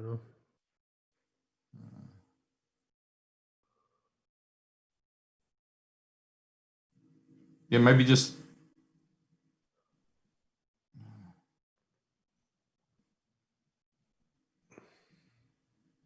I mean, it's 18 to 13 part of it. Yeah, okay, there it is. So he jumps Yeah, out with there you good. That's actually a good play, actually. Yeah. Now, will Steve go for the attack, or he's going to make the bar? Who makes the bar? Make the bar. He's ahead 13 pips in the race. If he can convert this to a race, he's in good shape. And it's not cubed yet, so he's never quite had enough there, even at this score where he's kind of faster to play. I think Victor's just what does he play here? He can play, I guess he's going to play 14 to 10, 6 to 5. He can also come out. Or he can come out to the 18 and play 13. Checkers up there on the mid. But Yeah, absolutely. Yeah, 14, 10, 6, 5. There we go. Dupes the threes. Steve, even considering I would not cube this. You do have the stronger board. Yeah. Well, certainly can't be if it is wrong, can't be far wrong at the score. Yeah. So because of this, Steve is hitting here. This is a hit play now.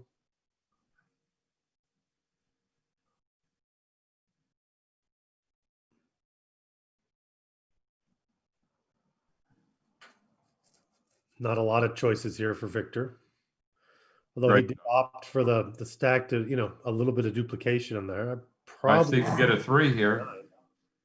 No, I would just come up to get extra shots at the man on the 15 and play 4 to 3. Yeah. Exactly. Ooh, and now Victor's in trouble. Victor finally danced. This is finally the kind of roll Steve was looking for here. Okay, so Steve will hit and bring a builder down, I believe. Same guy. No, not the same guy. He wants to work. He wants to work on the 2 point as well.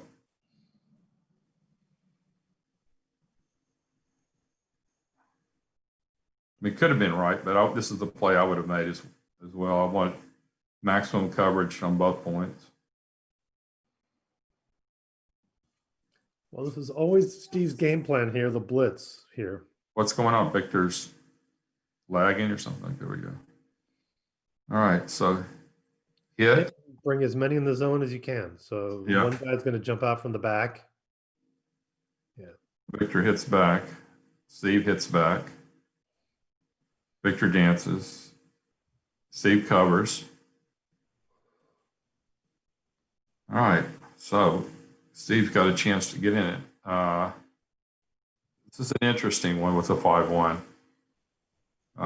Maybe you're just supposed to get out. You might oh, wow, look at that. I was going to say it might have been right just to get out off the 24 point, but I guess probably this play is probably right. Steve's play was probably Oh, he's going to stay back and go 13-8 with 2. Yeah, looks right. Steve wished he played 24-8. Not a Right or great wrong. number here. So now it's a containment game Yes. Now 6 and 12. for sure. Running for Steve. Desperate double shot hit. And what about the 6? I guess the 6, you slot your bar pointer, or do you run off the 20? Yeah, it's scary. Slot the bar, I think.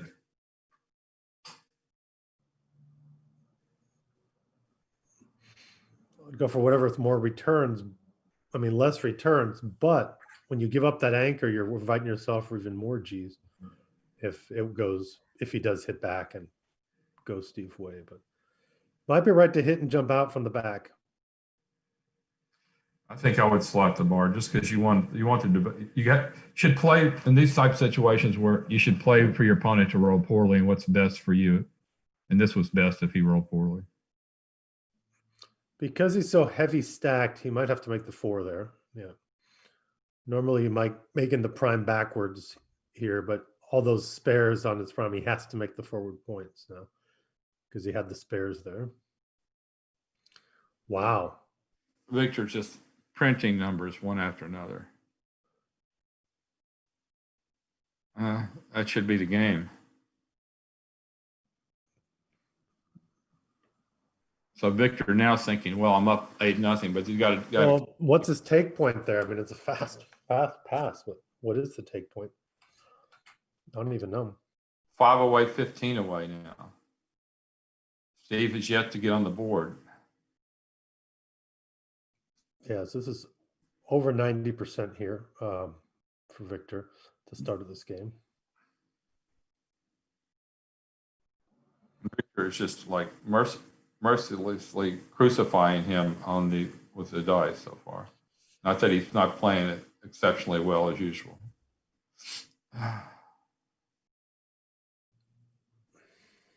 Guess he's going to go. Yeah, just keep going for the hit, rolling it around.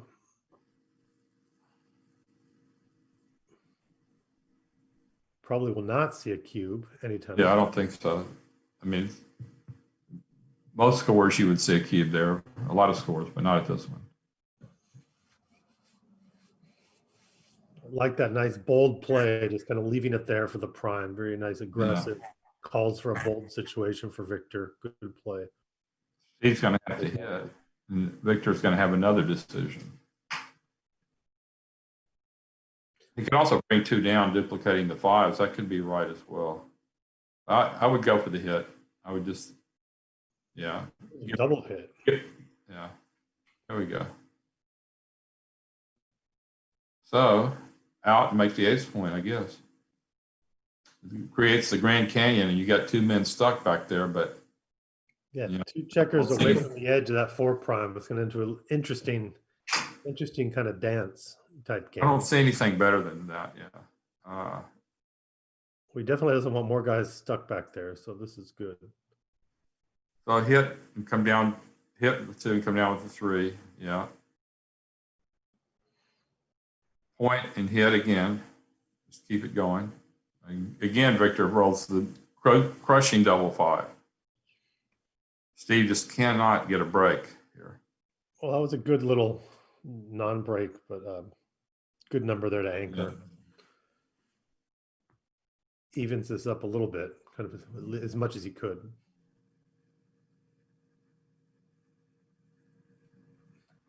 Victor has something to think about here. See, he's already got his ace point made. He's got 4 checkers back. Yeah. It gets tricky as Steve gets in I situations where you have to I take. would pass. I would pass this one. Pass. I mean, Steve could take for desperation, but I would pass. Yeah. 4 away, 15 away.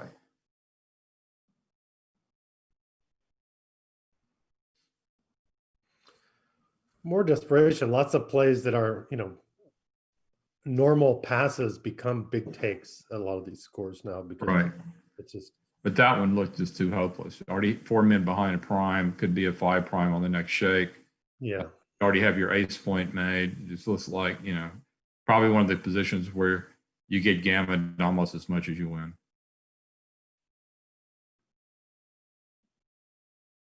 Yeah, when it's a pass for a prime, you don't have as much recourse to be able to take because a lot of the value is just from the wins and not from the gammons.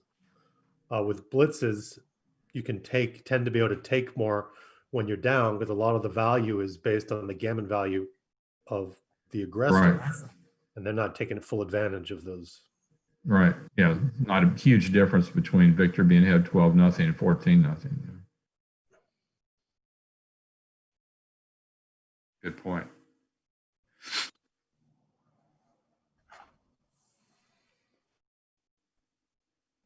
Victor hits 2. I mean, it's just a massacre. I mean, it's like luck factor is going to must be out the roof here.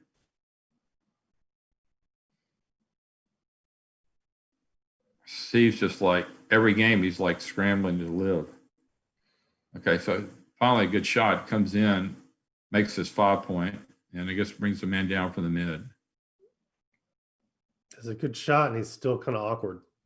Yeah. Lots of builders there. Well, it's saved him from being, cubed out. So he did it differently. Huh.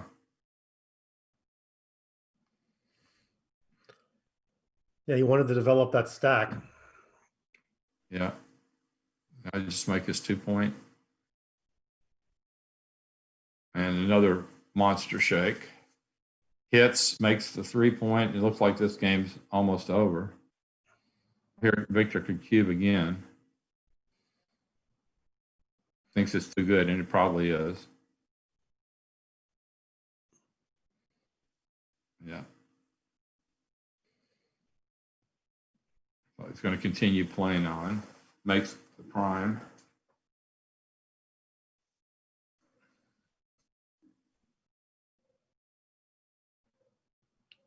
See, this is one of the disadvantages of Galaxy. You can't get up and take a break.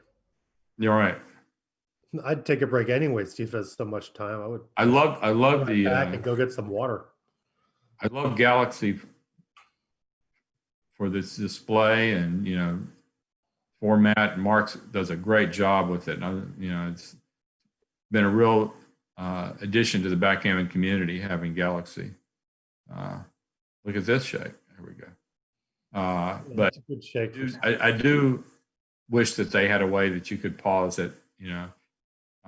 Like if someone has internet issues. Well, especially for tournament mode, we're playing. What about this? What about this position? Clear cut pass. Well, I have to figure the take point, but how often does Steve win from here? His raw wins.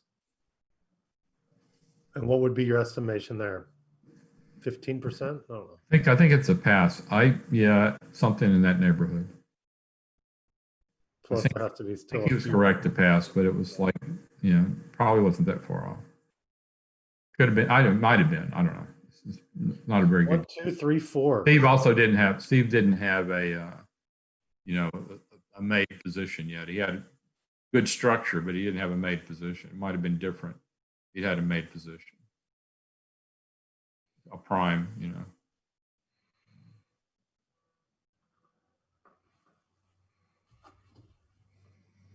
So what here? I guess 18 and 13. It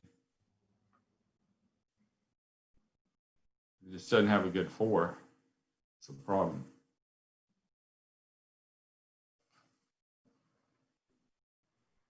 mean, he could hit twice. Yeah, 18 and 13 looked right.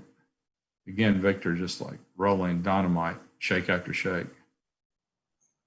13-9 twice, 24-20, and then probably to the bar. Dupes the sixes. what's that? The last one will go to the bar.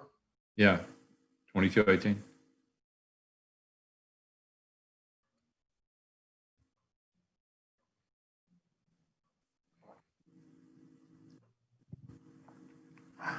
Your classic exploring all the possibilities here. Well, I was hoping we'd have a longer match, and not that we want. Steve's been known to make some valiant comebacks.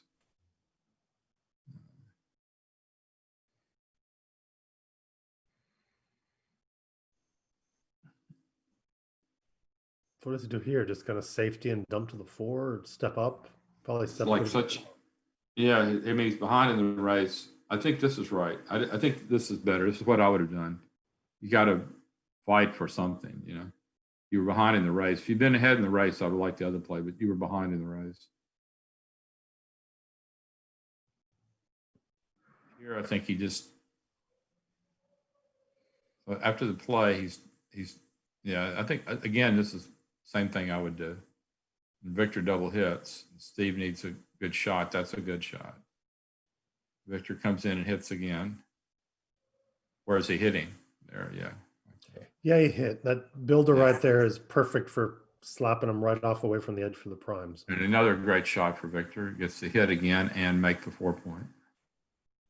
It's just like Steve just like must be dizzy. You just like feel like he's fighting Muhammad Ali or something. Yeah, with all this time, I'd get up and walk away and come back a few minutes later. I guess here you'd sit and your opponent just wouldn't know when you're actually going to play. They'd have to sit around and stare at the board. You could walk away for a few minutes and then just play. Yeah, Steve could actually lock up. Steve's got 10 minutes. He could actually burn 2 minutes just to. Yeah, and Victor would have to stare. He wouldn't know when he's going to play.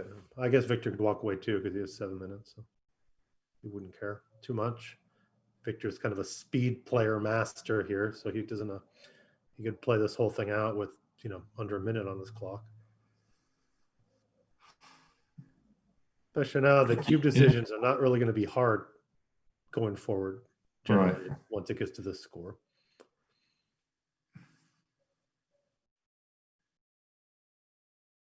I mean, besides the fact that Victor's had all the dice, Steve has had all the tough decisions as well. It's like Steve's had like whether to take and whether to blitz and whether to anchor, and all these decisions have been on Steve. I mean, Steve, I'm sure. Well, here, what's he going to do? Make the 3-point and slot the ace? I mean,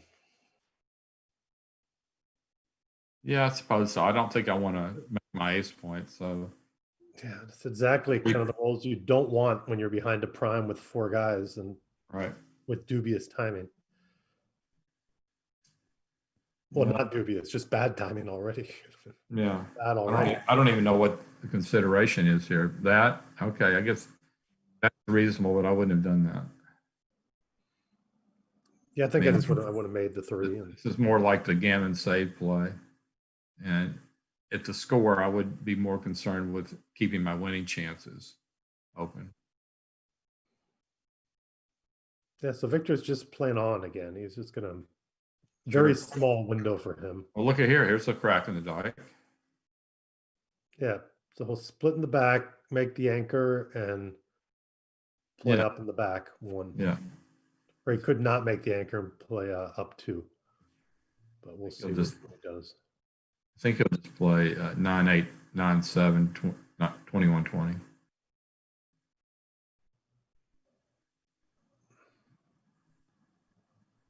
I mean, there's some merit in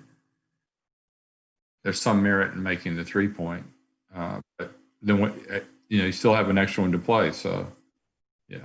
Oh, I would have made the 3-point there. I would not have made this play. Why give Steve this chance to go forward and hit at the same time?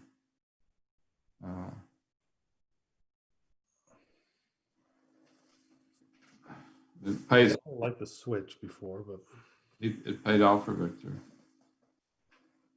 Maybe that was correct. I don't know. I would not have done that. But Victor's a better Steve player gets than to I. jump on out.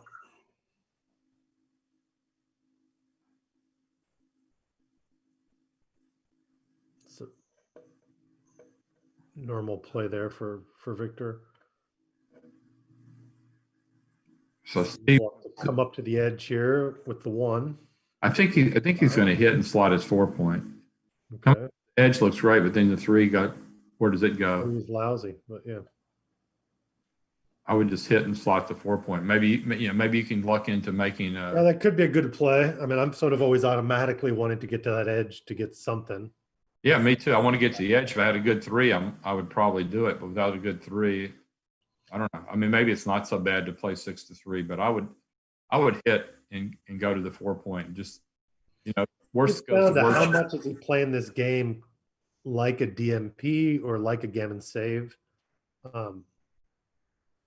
Yeah, I like Steve's play. Yeah.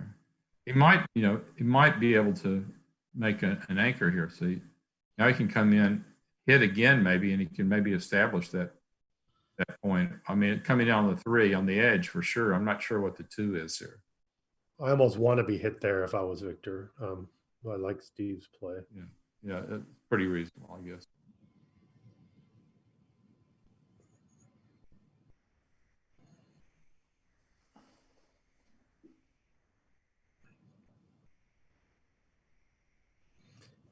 Now that door's closed in the back, so there's no way out for those 4 checkers. And he does not have the double anchor. And a score that Victor didn't want to double anyway. So you're going to see this be playing on until near the very end.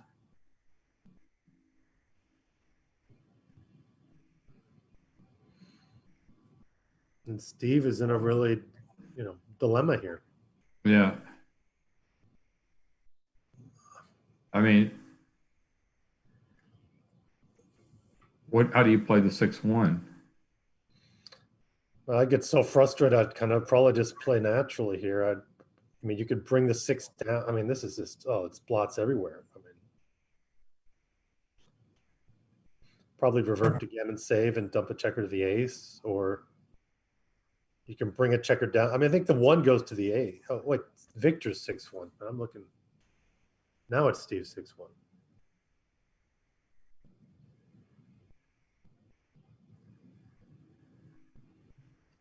Yeah, Steve's trying to save gammon. Not a whole lot of options, but Victor's got such a hammer lock on the position that he can just toy with Steve. And Steve doesn't want to hit. I think he will hit here. I think he'll hit and make his ace point. Yeah, hit, make the ace point. Okay. Just a way to try to get those. Doesn't mind that at all. There's really no. The way to try and get those checkers home and try to race off the gammon with the 4-man. Although if that play double 1s would bust the prime for Victor. Although Harmford, okay, this one he dances with double 1s. Just come on out. He's thinking which one he comes out with.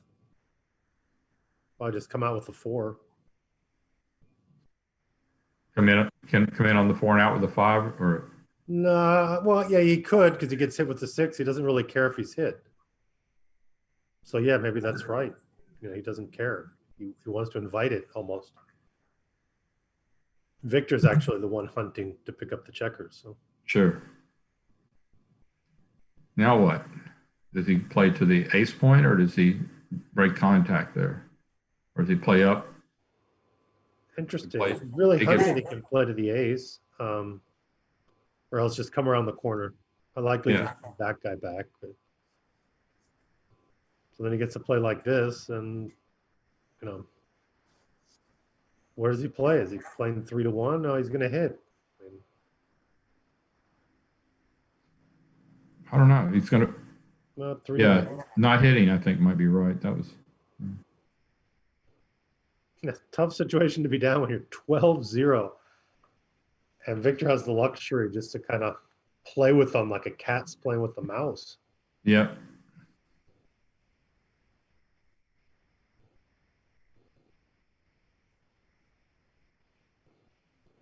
And now another tough decision. What does he do here? I mean, he can play 2 off the 6 point. That's such a garbage game. You know, like, maybe he's right at this point. Yeah, I don't know if I would have done that one. Interesting to see the 5-3. It might have been right at that point just to give him another shot to preserve some hope. Now, I mean, Victor, look at after his doubles, after a double 6, you're very sorry that you made that play. because of Steve's board, Victor has the luxury that he didn't have to worry about not leaving the shot there. He could just leave it. All right. Needing a Oh, 5. great roll for Steve. Again, though, on that 5-3, you see how different it would have been if Steve had not. That's a great Very gammon saving roll. This is very similar to the position we had before. Probably technically, he's probably still playing on from here. Yeah, probably. Steve should just run all the way out with 2, I think. Yeah. He could be thinking about going with 4, but that wouldn't be right. Yeah, it's still a play on. 2 down for the midpoint. Especially because of Steve's board, you know, Victor's not really worried about it if he gets hit. If he gets that kind of disaster sequence, he's not worried about it. So But Victor what should probably here? rip. Take a man off? Still Yeah, playing for the ripping's gammon. correct because he's going for the gammon. That's what his game plan is right now. It's going for the gammon, so he rips. But here, I think he's just going to break the 6 point. Yeah. Oh, that's a bad shot.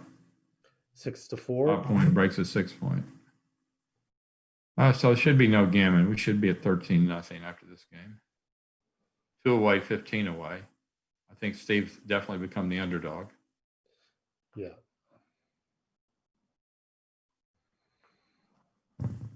That should be 15. That would be 2.5. Yeah, 12, 13, 14, 15. 2.5, 2, 1.5,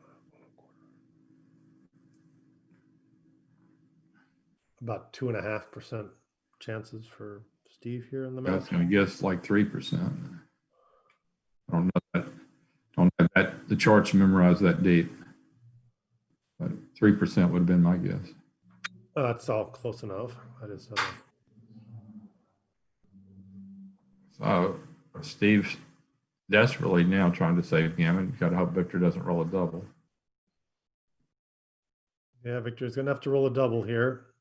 Or- Maybe. Steve also has like 7 numbers to miss here. Okay, there we go.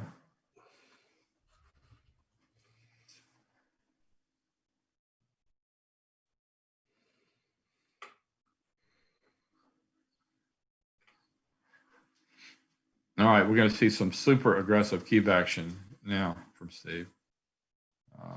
Any Get it? I mean, he's barely been able to cube in this game. He's barely this been- score, anytime you're have a sniff of being the favorite, you can cube. It really doesn't.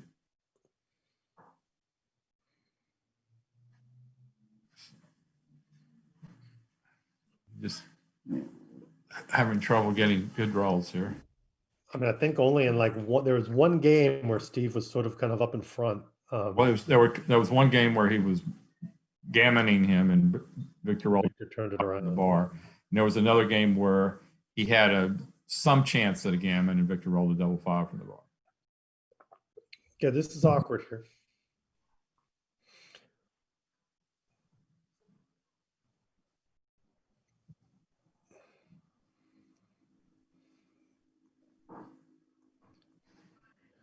Was he to make the 2 point and come in? Yeah. No, he kept the structure. Steve will make the 5. Steve will make the 5 point. He's way behind in the race. He can't, no other play but makes a 5 point, I don't think. No, he makes a 7. Victor comes in and hits.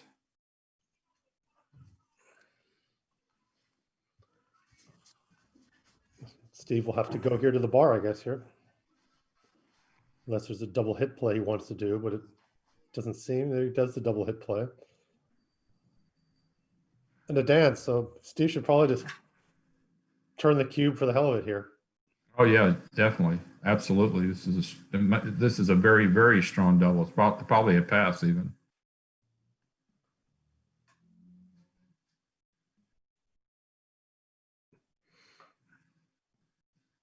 that dance on the 1 point board was we can kind of pinpoint and say that was Victor's worst roll of the match so far. Absolutely.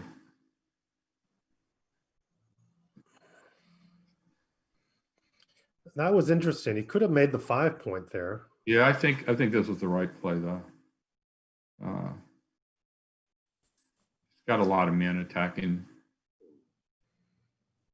Well, Steve's going to hit on the 12 point with the 6 and the 4. Yeah, that looks good. That's a great shot for Steve. A really great shot. Hits, makes the 3 point and the ace point. I don't know. Does he want to make the ace or come around to the bar here? I think he wants the ace. He's going to switch now. Yep. And 8 to 7 is part of it too. Yeah. Switch 8 to 7 and probably get off double 4. Yeah. By playing 11 to 10 instead of 1, 2, 3, 4 makes the 5. Nice. all right. I'm wondering if Victor had a take there. That's my question. Again, he's a better player than I am. He's probably right, but I think I would have passed that. Well, at this score, anything that's close to a legitimate double is going to be a pass. I don't think that was quite a double, a normal score, but at that score, yeah, I mean, you could probably have a pass even if he was only 50% wins. It was like such a easy position to take at any other score. So, but yeah, but just 2 away, 15 away is something you don't see every day. And just because it had gammons, a lot of Steve's wins were going to be gammons. That's he might have just taken thinking, okay. Okay, so what does Steve do here with the 4-1? He can, yeah. I don't think I would have played that. That might be right. He's going to have to leave a fly shot. He could have also played 9 and 7 last time. The 3-1 would have cleared now. I'm afraid of leaving the fly shot. That might come back to bite him. No, but he had 2 on the bar at that point, so it only double 4. Well, I'm talking about this last roll with the 3-1. Right.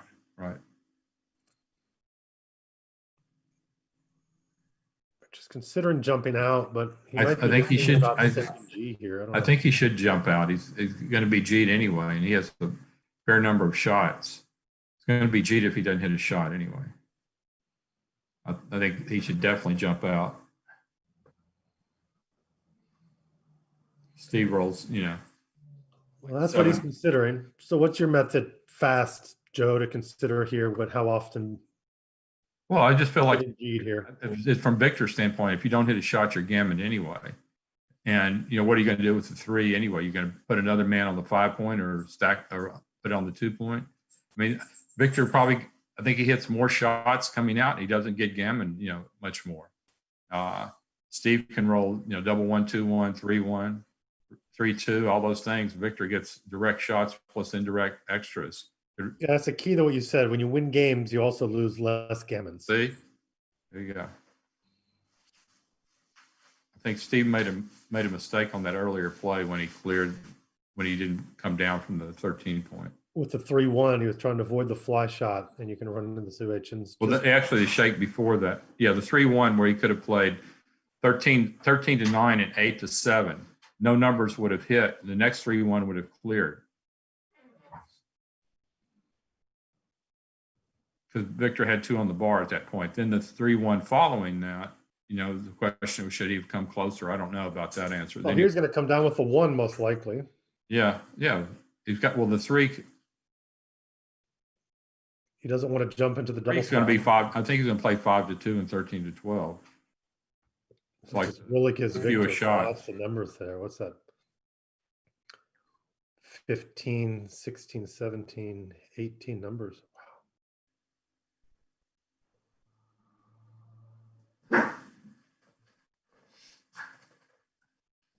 So he decides to come closer because it was 18. So he figured that was fine. Victor's going to hit and come out with the other one. Come out with 2 checkers there with the hit.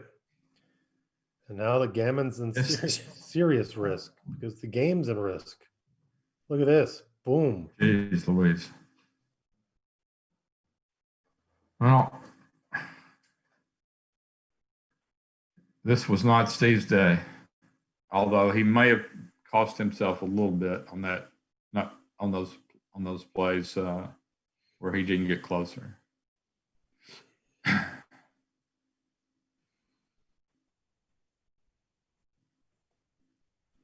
Interesting thing, if Steve had been on the 12 point and Victor had rolled with the 4-3, would he have come out at that point? Then it's only like, you know, I guess Interesting. numbers. I think that was an interesting play for Victor. He was supposed to be playing to block the good numbers there for Steve. He did it, cleared it to block double fives.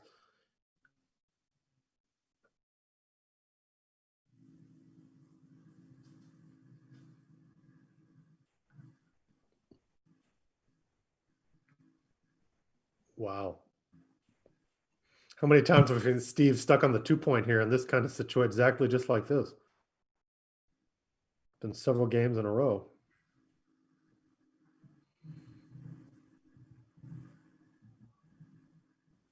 From that position, you were not thinking this was going to turn into a deuce point game for Steve. Interesting on the double ones, also Victor decided to keep his prime rather than bring him in inside just to block Steve's double 5 path to victory.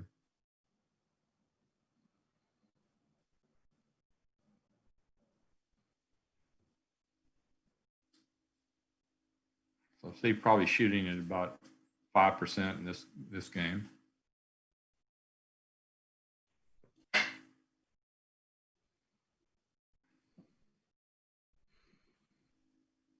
Not anymore.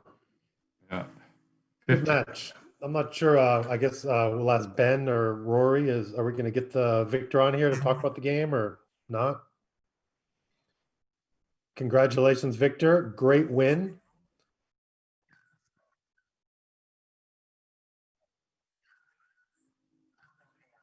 The luck factor, I got to see what the luck factor is here. Well, Look at that, 10.4. That's as high as I've ever seen it. this luck, Galaxy. this luck is not the same thing as the XG luck. It's a I understand that, but I've never, in all the matches I've ever played on Galaxy, I've never seen someone have plus 10 luck. I'm sure it happens. I've just personally never seen it. I'm expecting the luck factor on XG is going to be 9 or something like that, 7 to 9. All right. Well, thank you for joining us. It's amazing. So Steve actually outplayed Victor 4.03 to 4. We'll see what the XG analysis says. Thank you, Joe. Thank you, Roberto, for joining us. I looked up already that last cube, and that is where most of this 4.5 comes from. That last cube was pretty big pass, 900.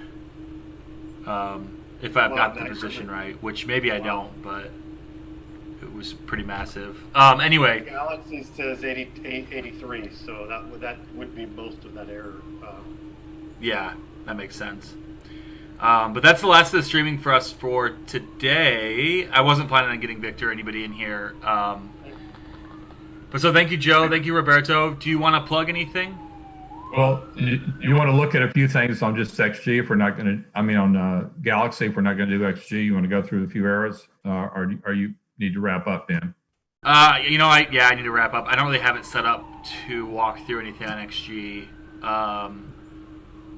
Okay. Not where I can share my screen. So, yeah, I think we ought to wrap up.